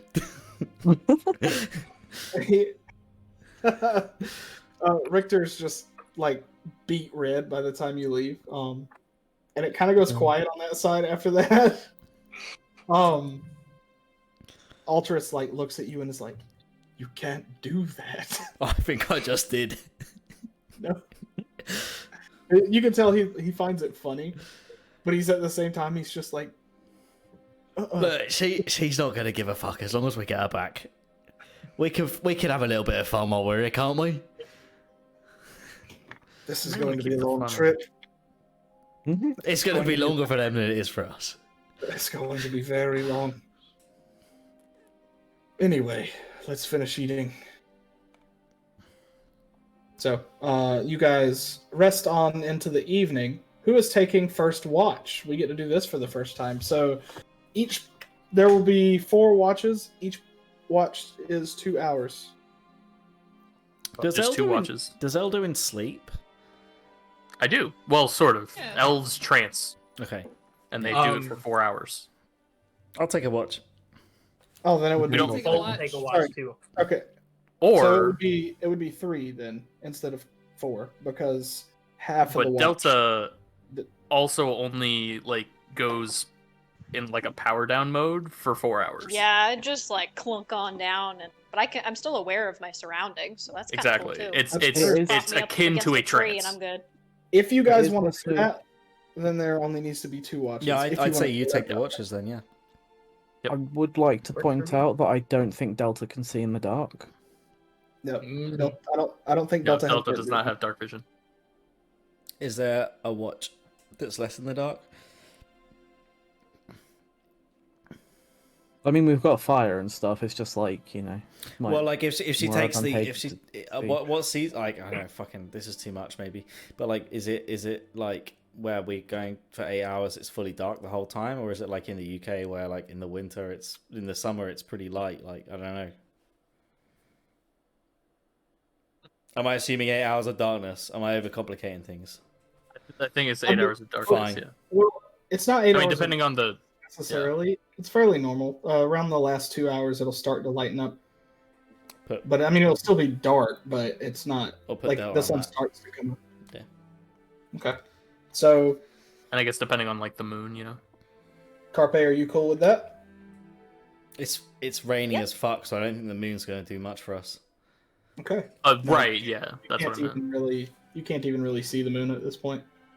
I wouldn't think so. It is overcast as hell. You can still hear the thunder. The rain is pouring down.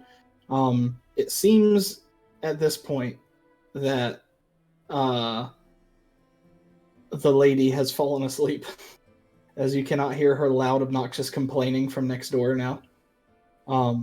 Good.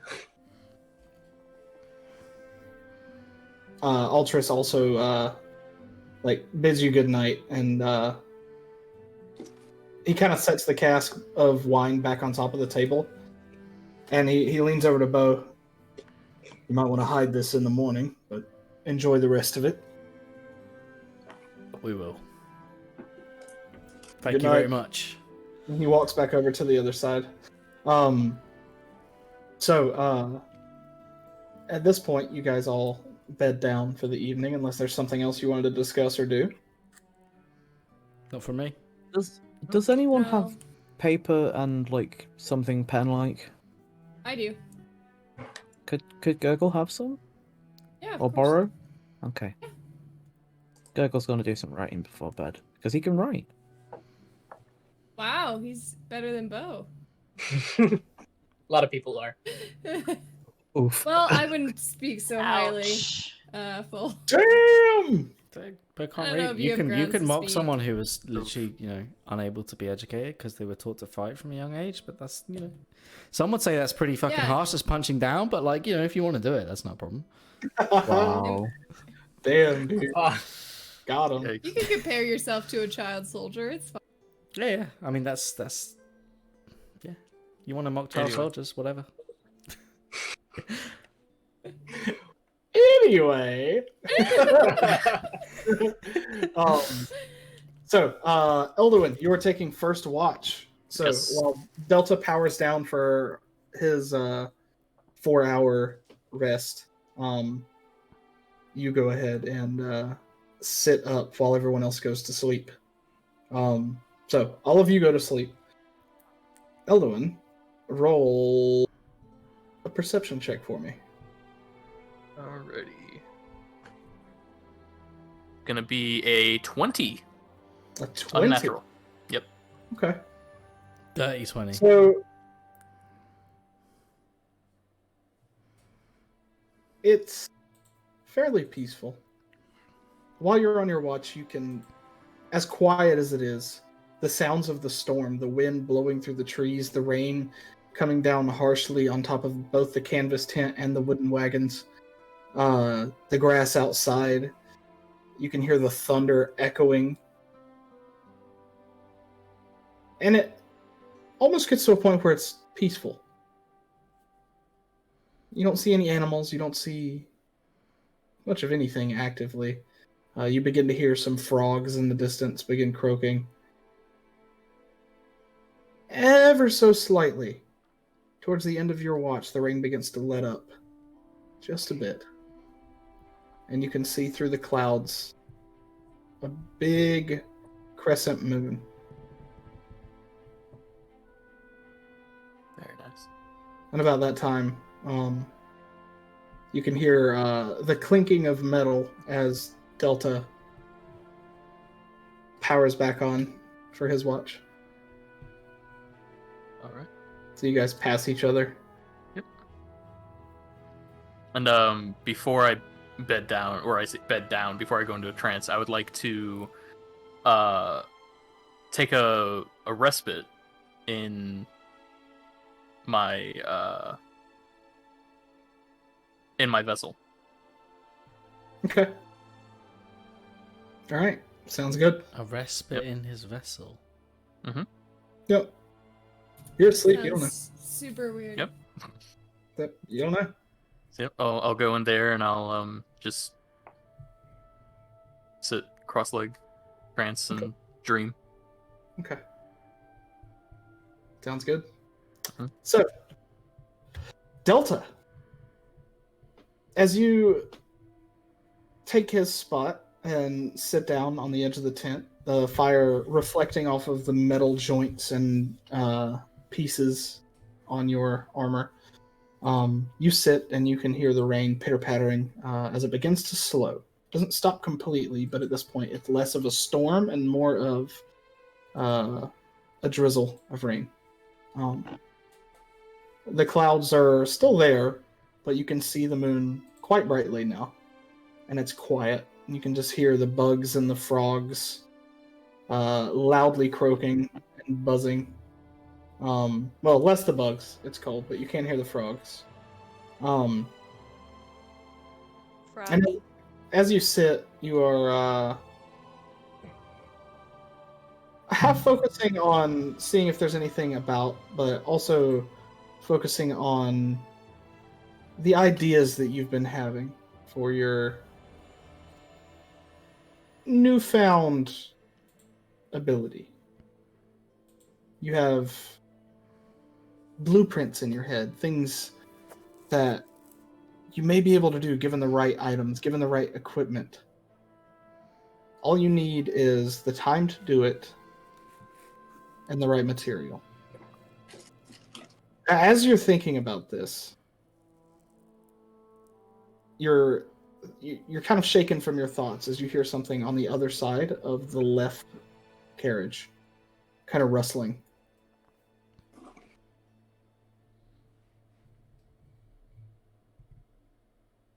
Yeah, I'm gonna go take a look. Why not? Okay. So you stand up and you go around to the other side. As you stand up and you begin walking, the rustling stops. You continue on to the other side, and you can see where part of the canvas that is laid over the other side of the tent has been torn. Uh-oh. That ain't good. Is this... So I'm outside of the canvas tent thing, right? Yes. Okay. So so I guess I'm gonna crouch down and look in. Is it big enough for me to sort of peek? What Yeah, this? you can Just peek check in. it out. Okay, yeah, I'm gonna do that. Okay, so you peek in, you look, and all you see is up underneath, the hole leads to up underneath the carriage that you guys were in.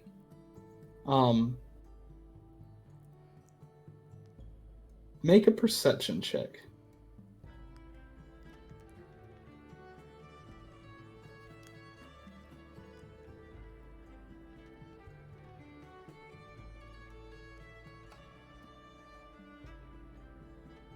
Carpe?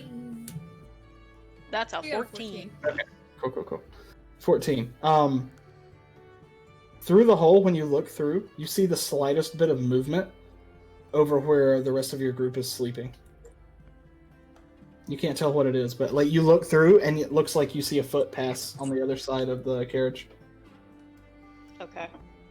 I immediately am gonna go over to where I thought I saw someone. Okay. What the heck is going on here?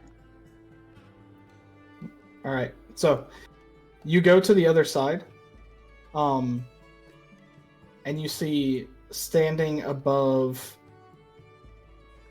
Actually, let me see. Ooh. Standing above a sleeping Elduin. I knew it. You see a skinny. Oh, sorry. No, sorry. It wouldn't be Elduin. Sorry, my bad. Forgot about the thing.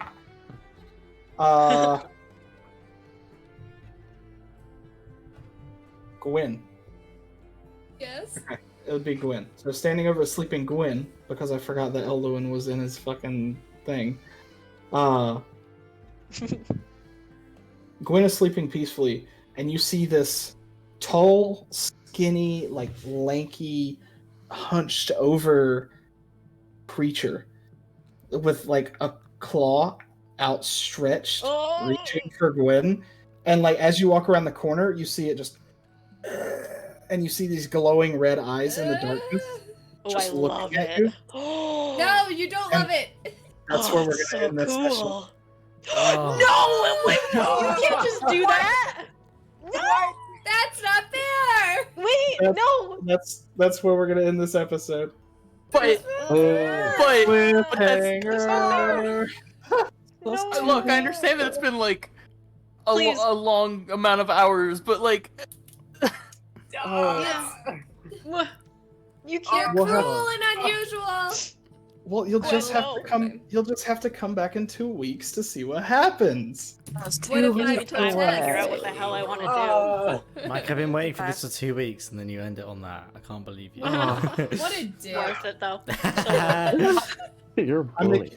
make you deal with an insufferable noble and then end it on a cliffhanger like that.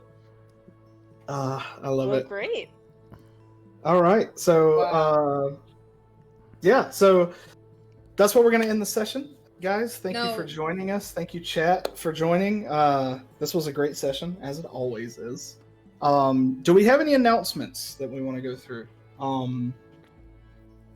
Other than Chump Chat is gonna be not this coming Wednesday, but the next Wednesday before the next episode of Chumps and Champions. It'll be discussing this episode. Yeah, Who is on it? We'll work out who's going to be on it. Yeah. Who is on it is yet to be determined, but we will figure that out. It'll be that'll be hosted the by third. it'll be hosted by our good friend Stormier Cashew, as always. Bored Stupid is going to be next Saturday, I assume, as it usually is. We got to figure out who's going to be on that, what's going on with that. I think that's everything, right? We plan to have emotes and things up soon. I know you may have seen, if you subbed or if someone subbed, you may have seen the new notifications and things we've got going. So we're slowly getting all the affiliate stuff set up so that you guys have stuff to play around with and see the cute little gurgle and acorn emotes and notifications and things.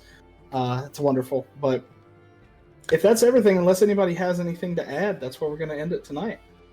So yeah, thank you guys for joining us, and we'll see you next time. Bye-bye. Bye. Bye. Bye. Bye.